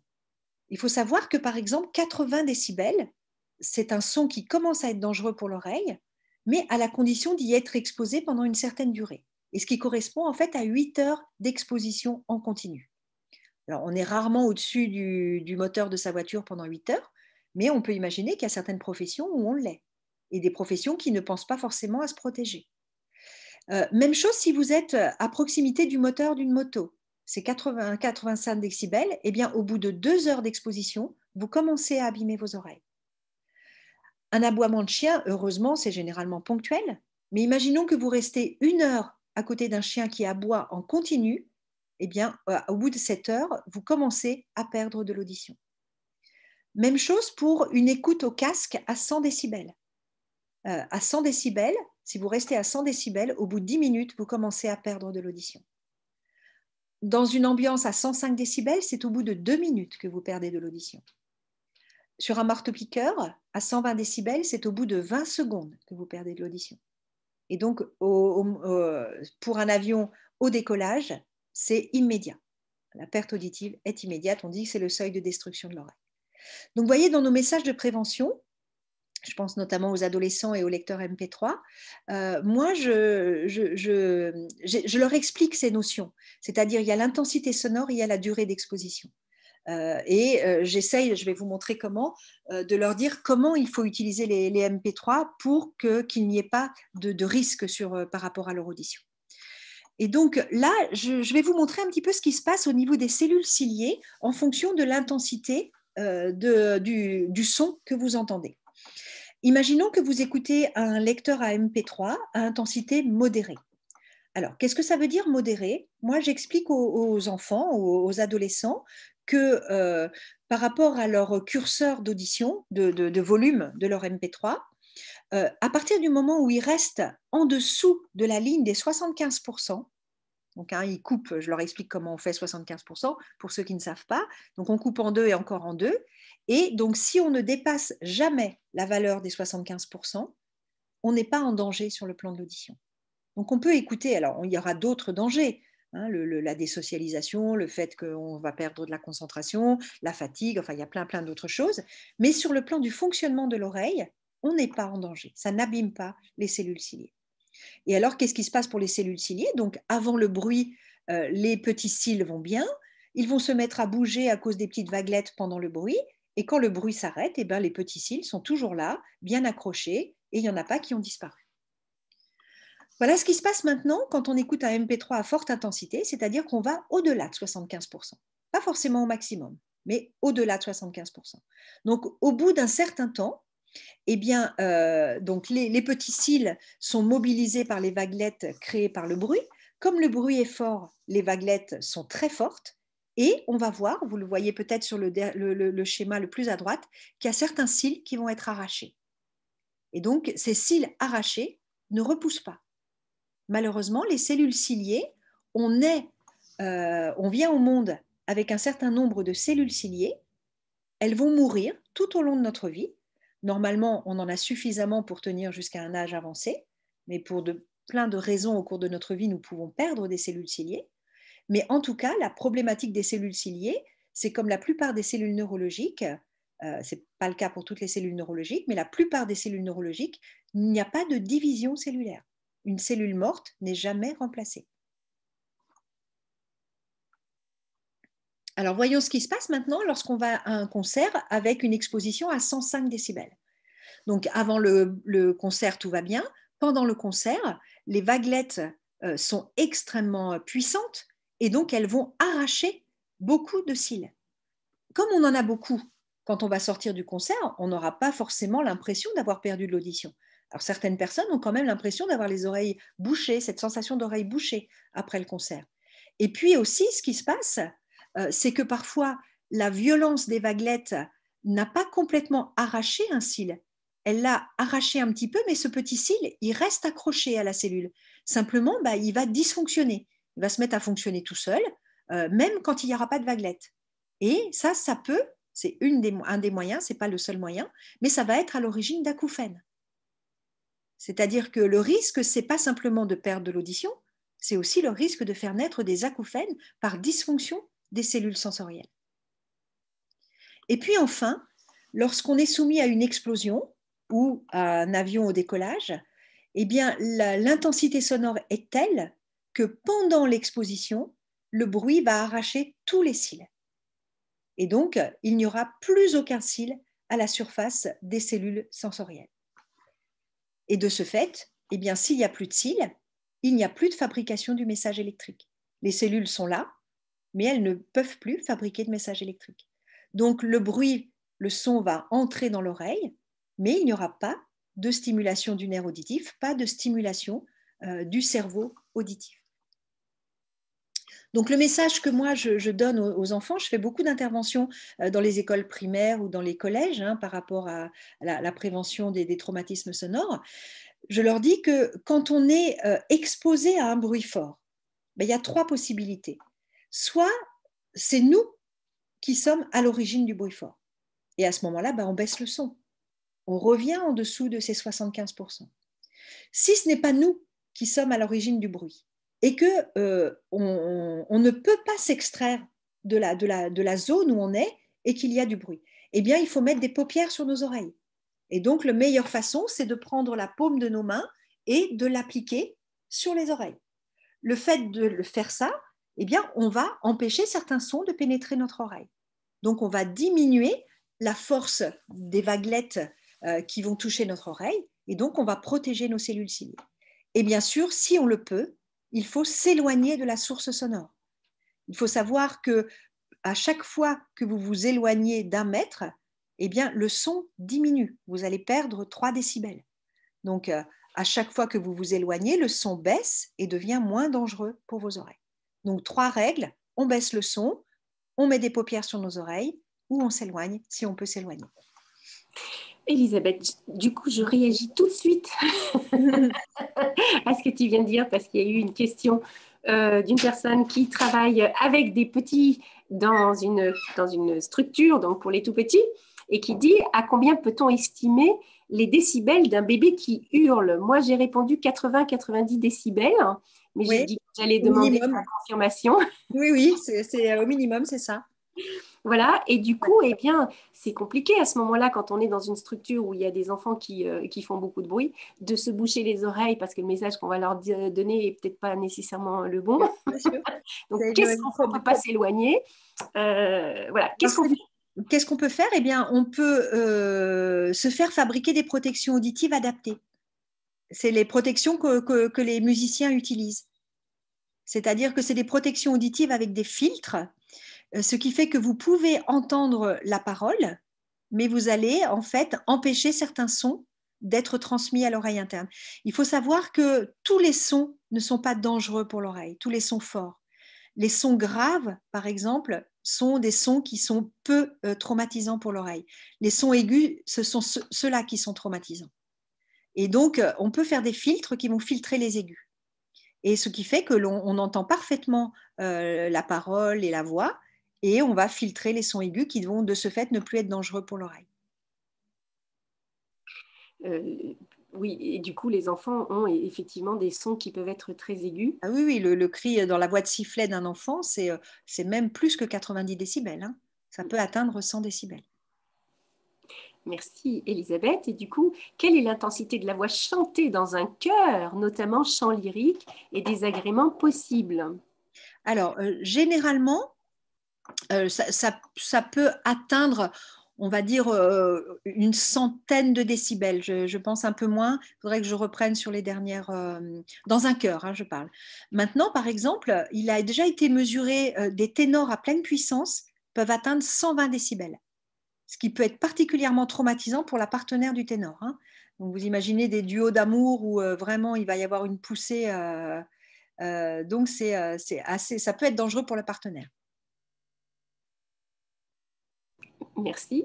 Alors, pour les personnes ayant un trouble autistique, doit-on évaluer une baisse des décibels générales à 50% par exemple? Alors, je ne comprends pas bien la question. Alors, la question nous vient d'Armel. Ouais. Donc, Armel peut préciser sa question. Excusez-moi, oui. En fait, on remarque tous quand on a des personnes qui ont un trouble autistique ou général, en fait, ils portent des casques. Et je me demandais par rapport à la baisse, enfin, si on devait s'organiser, si jamais ça m'arrive d'avoir un élève autiste, de baisser finalement la sonorité générale. Je pense aux décibels par rapport au MP3. Est-ce qu'on doit évaluer une baisse générale pour que l'enfant ou la personne autistique que ce soit plus aéré pour lui, en fait? Je ne sais pas si vous comprenez. Oui, alors bon, je pense que Carmen serait beaucoup plus compétente que moi pour répondre. Il est certain que les patients autistes ont du mal à gérer d'une manière générale les stimulations et les stimulations auditives en particulier. Et on a parfois, nous, au niveau des diagnostics de surdité chez des enfants, avec des troubles du comportement qui pourraient faire penser à de l'autisme, on est très gêné parce que quand on fait des enregistrements électrophysiologiques, on se rend compte que leur système, les voies nerveuses ne fonctionnent pas non plus de la même façon que ceux des personnes qui n'ont pas de troubles autistiques.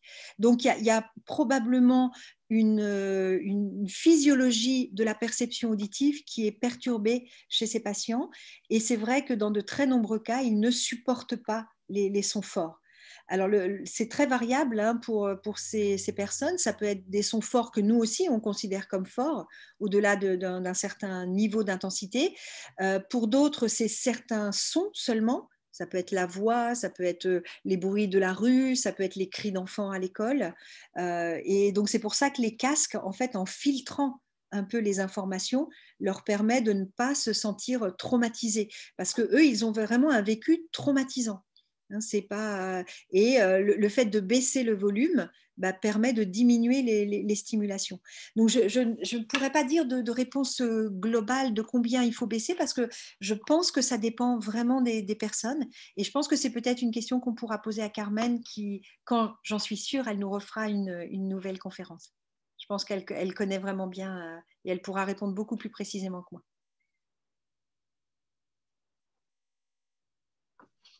Merci beaucoup, Elisabeth. Alors, il n'y a plus de questions pour le moment. Alors, voilà. Maintenant, je voulais vous parler un petit peu de... là, je vous ai dit comment on abîme nos oreilles, mais comment maintenant... Enfin, plutôt, quelles sont les conséquences lorsque nos oreilles sont abîmées et qu'elles entendent moins bien. Donc, pour ça, j'ai besoin de vous expliquer un petit peu comment nous, en ORL, on va noter les performances auditives. Et donc, ce que vous voyez là à l'écran, c'est un audiogramme. Donc, un audiogramme, c'est simplement un tableau à double entrée où vous voyez des chiffres horizontaux, en fait, qui sont les chiffres qui décrivent les sons que l'on a utilisés. Donc, les sons graves, par exemple, les sons médiums, les sons aigus. Donc, l'échelle, c'est le Hertz. Et puis, vous avez une échelle verticale qui est l'échelle de l'intensité sonore. Donc, un peu la force du stimulus que l'on a utilisé pour que la personne entende le son qu'on lui présente. Et donc, quand on vous fait un audiogramme, on vous fait écouter des sons et on vous demande, quand vous entendez, vous levez le doigt ou quand vous entendez, vous appuyez sur le bouton et on va noter votre réponse pour tous les sons que l'on va mesurer. Et donc, on va utiliser pour l'intensité une échelle qui est un petit peu particulière, qui est une échelle de perte par rapport à la normale. C'est-à-dire que de nombreuses études, des très très grandes études, ont montré que quand on entend normalement, eh bien, on entend des sons très très faibles. Et donc, on va considérer que ces sons les plus faibles qu'un individu normaux-entendant adulte peut percevoir. On va dire que c'est le 0 décibel. Alors, ce n'est pas qu'il y a du silence, c'est 0 décibel de perte par rapport à ces adultes qui, en se concentrant, peuvent entendre. Et on va parler de décibels de perte. Et donc, par exemple, quand on est à 120, c'est que c'est un son très, très fort. Quand on est à 60, c'est un son moyennement fort. Quand on est à 10, c'est un son faible. Et donc, on va noter comme ça sur l'audiogramme plein de petites choses. Alors, on peut noter sur l'audiogramme vos réponses, mais on peut aussi mettre des sons de la vie de tous les jours. Par exemple, un son très faible et très aigu, c'est le bruit du moustique. Donc, il va être localisé là sur l'audiogramme. D'accord ? Donc, on peut ensuite voir un son grave, faible aussi, c'est le robinet qui goutte. Par exemple, il est localisé là sur l'audiogramme. Et puis, on peut faire comme ça plein d'autres choses. Par exemple, le tonnerre, l'orage, c'est un son très, très grave et très, très fort. L'avion au décollage, on n'a peut-être pas cette impression, mais c'est un son très, très fort, ça, on est tous d'accord, mais c'est surtout un son très, très aigu. Et puis, on peut comme ça mettre d'autres éléments. Par exemple, la voix d'un homme, une voix conversationnelle, c'est plutôt un son grave. Vous voyez, c'est autour de 125 Hz. La voix d'une femme, on a l'impression que c'est plus aigu que celle d'un homme, bien entendu, mais parmi tous les sons qu'on peut entendre, ça reste quand même un son assez grave, puisque ça va se situer autour de 200 Hz. Et puis, vous voyez, la voix conversationnelle, elle est à peu près à 65 décibels. Un bébé qui crie, c'est plus aigu que la voix d'une femme, mais par exemple, vous voyez, au moustique, c'est quand même beaucoup plus grave qu'un moustique. Parce que le cri du bébé, il est à peu près en fonction des bébés, autour de 450 Hz. Et donc, il peut atteindre 90, voire parfois beaucoup plus. Hein. Puis, on peut continuer comme ça, mettre d'autres éléments. Par exemple, un oiseau, c'est un son qui est plutôt aigu. Une mouche, c'est plutôt médium. Un chat, c'est presque la même intensité qu'un être humain adulte. C'est un petit peu plus aigu. Un chien, vous voyez, c'est plus grave, mais c'est beaucoup plus fort. Puis on peut mettre d'autres choses. Par exemple, quand vous êtes à la campagne, on le disait tout à l'heure, on est à peu près à 30 décibels. Quelqu'un qui joue de la flûte, c'est très aigu, une flûte. Quand vous écoutez de la musique au casque, par exemple, globalement, les sons moyennes. Vous voyez, là, c'est le son d'une classe. C'est très bruyant, une classe. C'est grave, globalement, le bruit de fond, mais on atteint facilement 80 décibels dans une salle. Donc, ça veut dire que la voix doit être au-dessus de 80 décibels pour qu'on comprenne les éléments phonétiques de la voix. Voilà, et puis enfin, j'en ai mis encore d'autres, donc je vous ai mis là l'aspirateur, la moto, la voiture, pour que vous voyez que ce que je vous montrais tout à l'heure, on peut aussi le mettre sur un audiogramme. Et puis sur cet audiogramme, on peut mettre des éléments qui sont un peu particuliers, qu'on appelle la speech banana, c'est-à-dire la banane du langage. Et donc sous cette speech banana se trouvent en fait tous les éléments phonétiques de la parole. Et donc on peut aussi les mettre sur cet audiogramme. Et donc, on voit en rouge les consonnes, en vert les voyelles. Et donc, on voit globalement que les voyelles sont des éléments phonétiques assez graves et assez forts. Tandis que les consonnes sont plutôt des éléments aigus par rapport aux voyelles et beaucoup plus faibles. Et on peut, comme ça, voir les conséquences d'une perte d'audition. Par exemple, si vous allez chez votre ORL qui mesure votre audition, il va tirer un trait. On va dire que vous avez entendu tous les sons qu'on vous a proposés jusqu'à un niveau très faible d'audition. On considère que jusqu'à 20 décibels, vous avez une audition normale. Donc le trait vert, c'est la courbe auditive de quelqu'un qui a une audition normale. Eh bien, le trait vert étant très haut dans le tableau, tous les éléments qui sont en dessous du tableau sont perçus par cette personne. Donc, non seulement cette personne entend bien, mais elle entend tout de la même façon. Elle entend aussi bien les aigus, les médiums que les graves, que ces sons soient faibles, médiums ou forts. Donc, il y a une audition qui est homogène. Et donc, elle entend tout, elle peut tout différencier. La flûte d'un ch, par exemple, un chat d'une femme, un chat d'un bébé. Donc, le fait d'entendre normalement, ça nous permet d'entendre individuellement tous ces éléments. Et donc, je vous propose un petit test. Donc, je vais vous mettre, alors j'espère que vous ne connaissez pas ce poème, mais si vous le connaissez, jouez le jeu. De toute façon, vous ne pouvez pas souffler à vos collègues puisque vous avez vos micros éteints.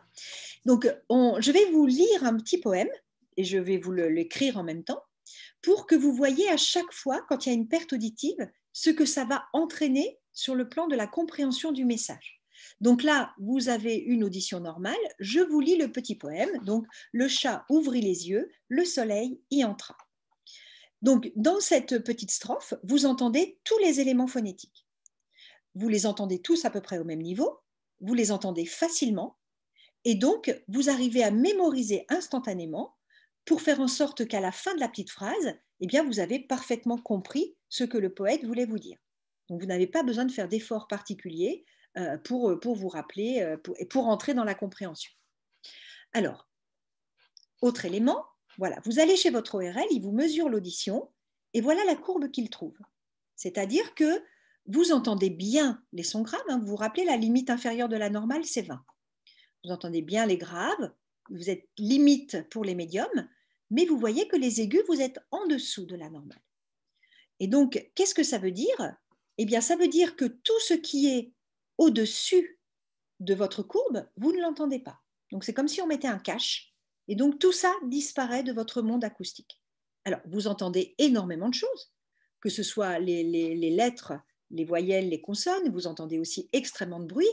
Puis sincèrement, vous n'entendez plus le moustique, mais est-ce que c'est vraiment très intéressant d'entendre un moustique ? Je veux dire, ça ne va pas vous changer considérablement la vie de ne pas entendre le moustique. Et on va continuer notre petit test. Je vous mets maintenant le petit... Ah non, pardon, excusez-moi. Je vais enlever. Voilà, pardon, excusez-moi. Donc, je vous mets la phrase du poème et j'ai enlevé de cette phrase les éléments que vous n'entendez plus. Et donc maintenant, je vais vous parler en enlevant les éléments que vous n'entendez pas. Donc, le chat herma les yeux, le oleil irrota. Alors, bon, normalement, vous allez réussir à peu près à boucher les trous. parce que vous savez que nous sommes dans un contexte de poème. C'est un poème a priori de Maurice Carême. Maurice Carême, il écrit surtout des poèmes pour les enfants. Donc vous vous doutez qu'il ne va pas utiliser du vocabulaire compliqué. Et puis, on vous avait parlé d'un chat, un chat qui avait ouvert les yeux, il y avait le soleil qui était entré. Donc finalement, grâce au contexte, vous allez probablement réussir à boucher les trous. Est-ce que vous arrivez à peu près à boucher les trous? Donc, je vais vous mettre la solution. Donc, la phrase du poème, c'était « Le chat ferma les yeux, le soleil y resta ». Donc, finalement, vous n'êtes pas très, très handicapé, vous avez réussi à boucher les trous, mais vous avez pris quand même un petit peu plus de temps que tout à l'heure. Et si j'étais en train de vous faire un discours avec des éléments importants, pendant que vous étiez en train de chercher les lettres qui manquaient, peut-être que vous étiez plus concentré sur le reste de ce que je disais. Et vous avez peut-être perdu des informations parce que vous avez pris un peu plus de temps pour reconstituer le message. Alors, on va continuer. Donc, vous allez chez l'ORL et voilà la courbe que l'on trouve. C'est-à-dire que vous entendez toujours bien les sons graves. Vous êtes un petit peu en dessous de la norme, mais ça va encore. Vous n'entendez pas bien les médiums et vous entendez mal les aigus.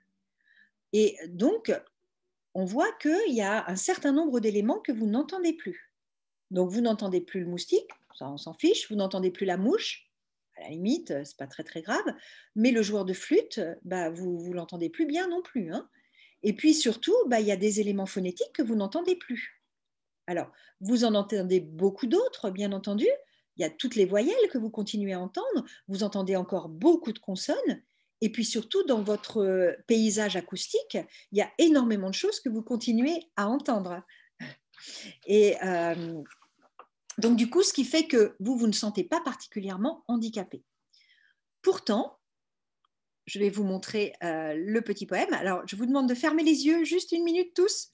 Parce que comme je ne suis pas en présentation plein écran, vous risquez... Voilà, vous pouvez rouvrir les yeux. Et je vous donne maintenant le petit poème dans lequel j'ai supprimé toutes les consonnes que vous n'entendez pas. Et donc, je vous dis le petit poème. Wa apukwa wa... Attendez, excusez-moi, juste une minute. Qu'est-ce qu'il y a? Oui, bien sûr. Demande à papa. Wa apukwa wa, quand a ei. Voilà. Est-ce que vous arrivez à reconstituer les lettres manquantes de ce poème?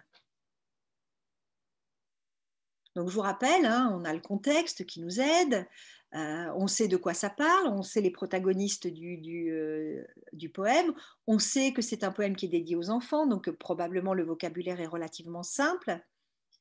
Voilà, donc vous arrivez à peu près à compléter? Je vous mets la solution. Donc voilà pourquoi le soir, quand le chat se réveille. Donc je pense que la plupart d'entre vous, en tout cas, vous avez réussi plus ou moins à compléter, mais vous voyez le temps que vous avez pris. Et n'oubliez pas que pendant ce temps-là, peut-être moi, j'ai continué de parler. Alors, on continue notre avancée. Et vous allez chez l'ORL. Et cette fois-ci, vous avez une perte de l'audition qui est quand même assez importante et vous vous rendez compte, vous, au quotidien, que vous êtes quand même gêné. Et d'autant plus dans cette période du masque où on vous prive de la lecture sur les lèvres.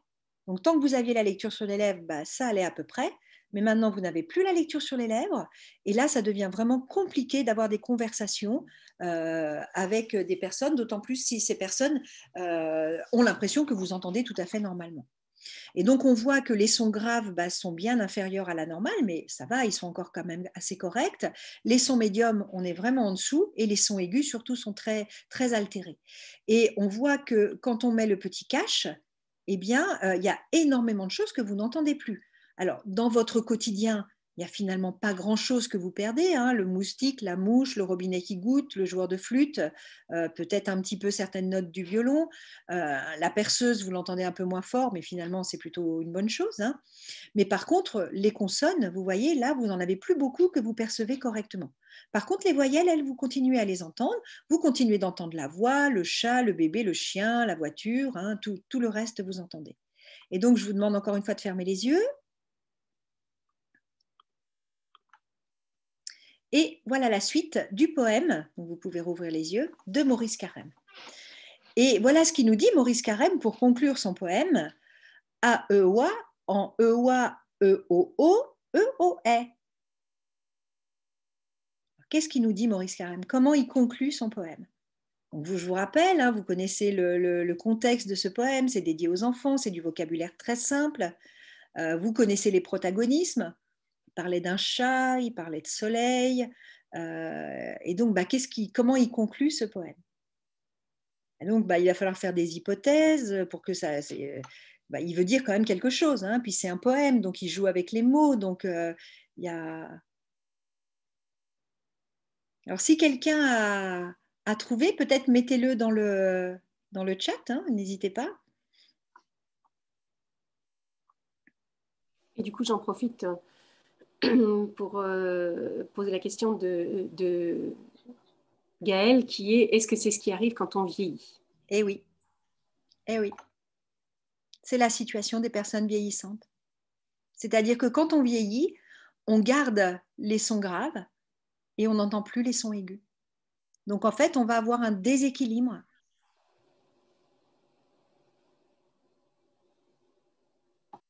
Alors je vous donne la solution parce que je crois qu'on arrive bientôt au bout.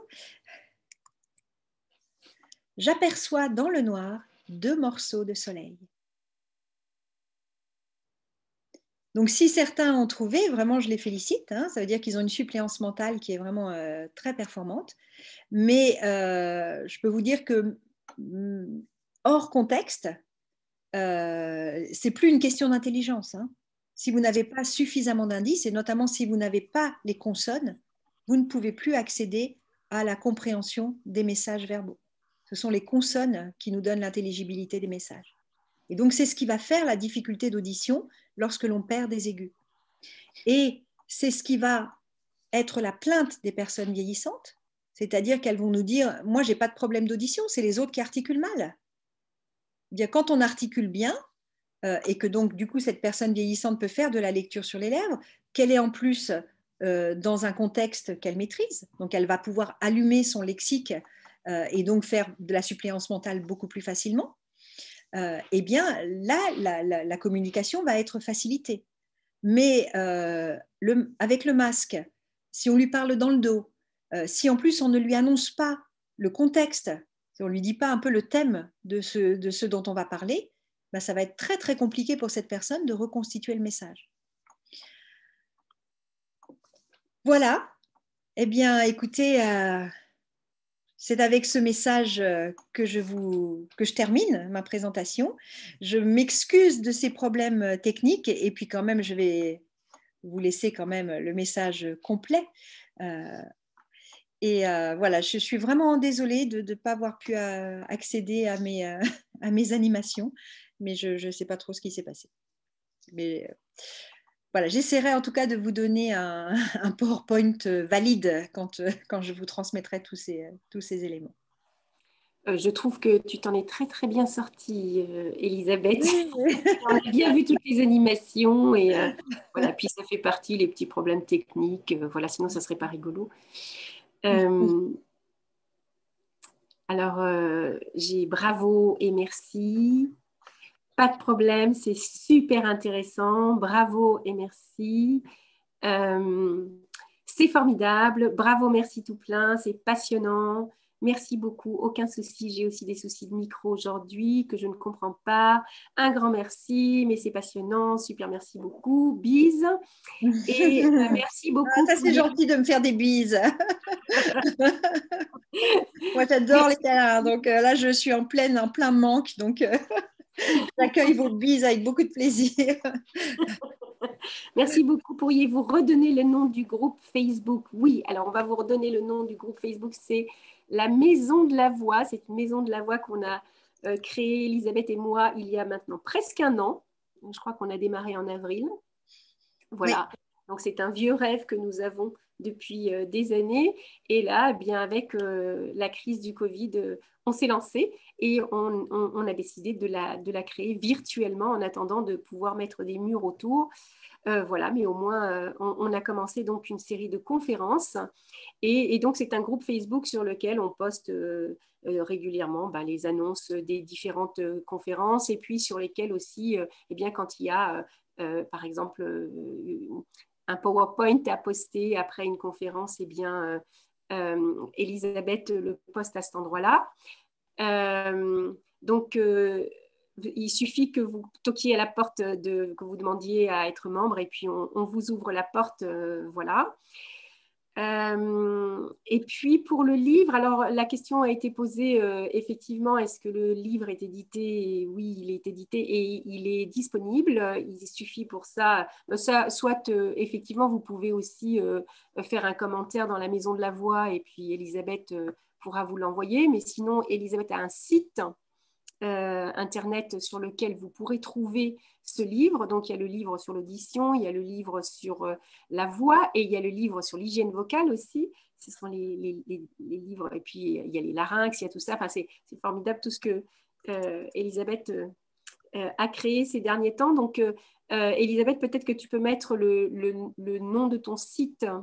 Voilà. Alors, vous pouvez m'envoyer un message à perifonta@free.fr ou aller donc sur le site édition perifonta.com.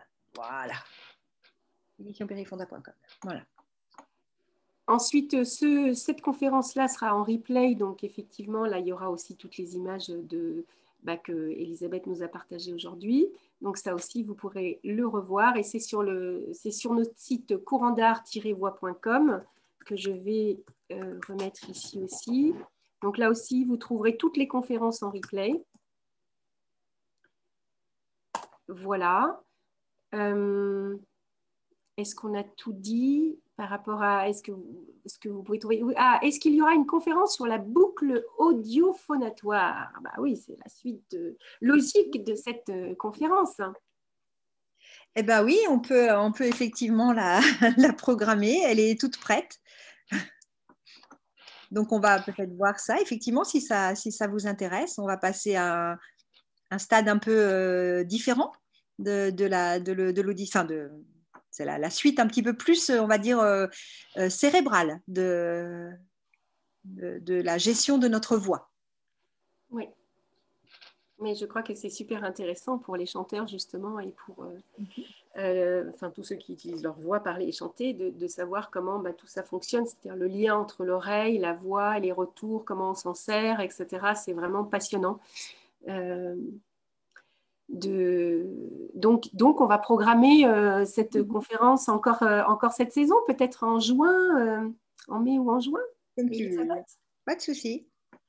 Notre programme de conférence est pratiquement complet. Hein. Si vous allez voir sur le site, vous allez voir qu'il y a des très belles conférences qui nous attendent donc ces prochains temps. Donc, il y en a une sur le solfège pour les chanteurs, il y en a une sur les comptines, il y en a une sur l'association Voix Libre, il y en a une sur la voix des animaux, il y en a une, enfin vous verrez, il y a vraiment un super beau programme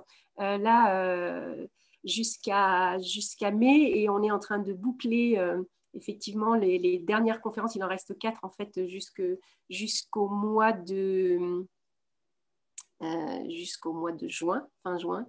Donc voilà, donc je vous invite à vraiment aller sur le site. Faites-nous aussi peut-être connaître autour de vous. Il y a peut-être des gens que ça peut intéresser. Voilà. Il y a des stages aussi qu'on organise, un sur la voix parlée le week-end prochain et un stage style au mois de fin avril, début mai.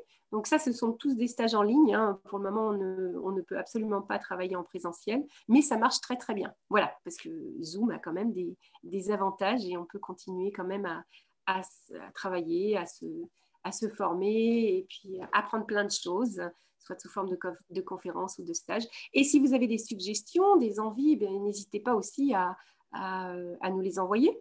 Parce que même si on ne peut plus les faire d'ici le mois de juin, enfin des conférences, on peut les faire à partir du mois de septembre-octobre. Donc, vos suggestions sont importantes aussi, donc n'hésitez pas à nous les envoyer. Et d'ailleurs, il me semble qu'on va parler d'un sujet sur l'audition aussi qui est super passionnant avec quelqu'un qui est malentendant. Et ça va être une conférence aussi qui sera programmée avant encore cette saison. Donc là aussi, il va y avoir un...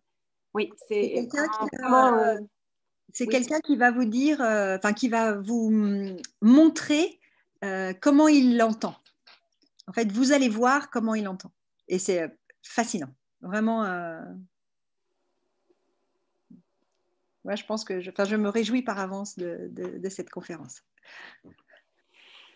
Voilà, donc un énorme merci à toi, Elisabeth. Un énorme merci à vous je dirais vous toutes,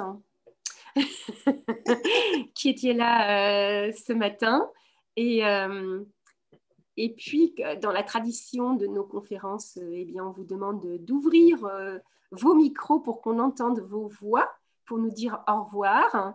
Et Elisabeth et moi, on a les clés de la salle, donc on va rester jusqu'à la fin pour fermer la salle. Voilà. Donc, bonjour aussi, Elisabeth, et merci beaucoup pour cette magnifique conférence. C'est vraiment passionnant. Merci beaucoup. Merci Virginie. D'organiser tout ça, c'est génial. Merci mille fois, c'est bonjour, toujours... Mylène. Merci. Et les beaux jours, cap pour Strasbourg. Tu sais que je t'attends, Armelle. Hein, bienvenue. Dès les beaux jours. On va y arriver. Ouais. Bye. Merci beaucoup, Elisabeth. Bon week-end à vous toutes. Bon week-end, Marie. Merci beaucoup. Merci. Au revoir, merci. Merci, Gaëlle. Merci. Merci à tous, merci beaucoup. C'est passionnant, on apprend plein de choses et passez un doux et bon week-end. Gros bisous. Merci, Gaëlle. À toi aussi. Voilà. Merci. Merci beaucoup. Ce que vous faites. Merci beaucoup. Merci beaucoup, c'était vraiment passionnant. Bonjour Anne. Merci. Merci. Au revoir. Bon week-end. Bon week-end, Anne. Oui, merci. Moi, je n'ai pas trouvé le bouton, mais bon. C'est pas grave, la voix suffit. Bonjour et merci beaucoup, c'était passionnant. Merci Clémence. Clémence, Oui. j'ai bien eu votre message, je vais vous envoyer votre vidéo. Oh, merci. Je ne sais pas pourquoi, je l'avais fait, mais Où transfert a dû l'avaler. Donc, je vous fais ça ce week-end, je vous l'envoie. Hein. Oh, c'est super sympa, merci beaucoup. Attends. Ça fait plaisir de te voir, Clémence. Oh oui, ça fait longtemps. Oui. Ça fait trop longtemps. Bon, on va se faire un tea time, un tea zoom. Avec plaisir, avec grand plaisir. Bon week-end. Bon week-end. Merci, bon week-end. Merci. Alors, Colette, on ne vous voit pas. Attends, c'est là qu'il faut que je mette le puits. Mais là, à la... Ah, ça y est. J'ai reconnu ta voix. Oui. Plaisir de te voir. Oui, bon, on se verra peut-être en vrai. Oui, avec plaisir. On n'est pas très loin l'une de l'autre. Oui. Ça fait très plaisir de te voir.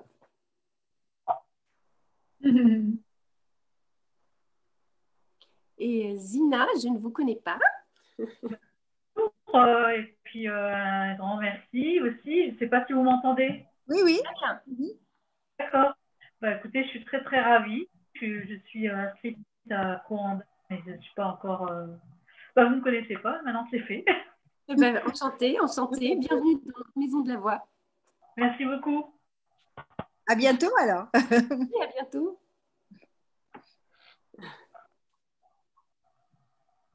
Et Zina, je ne sais pas si Zina est toujours là. On n'entend pas Zina et on ne voit pas Zina. Voilà. Bon. Et bien, Colette, on se verra bientôt aussi.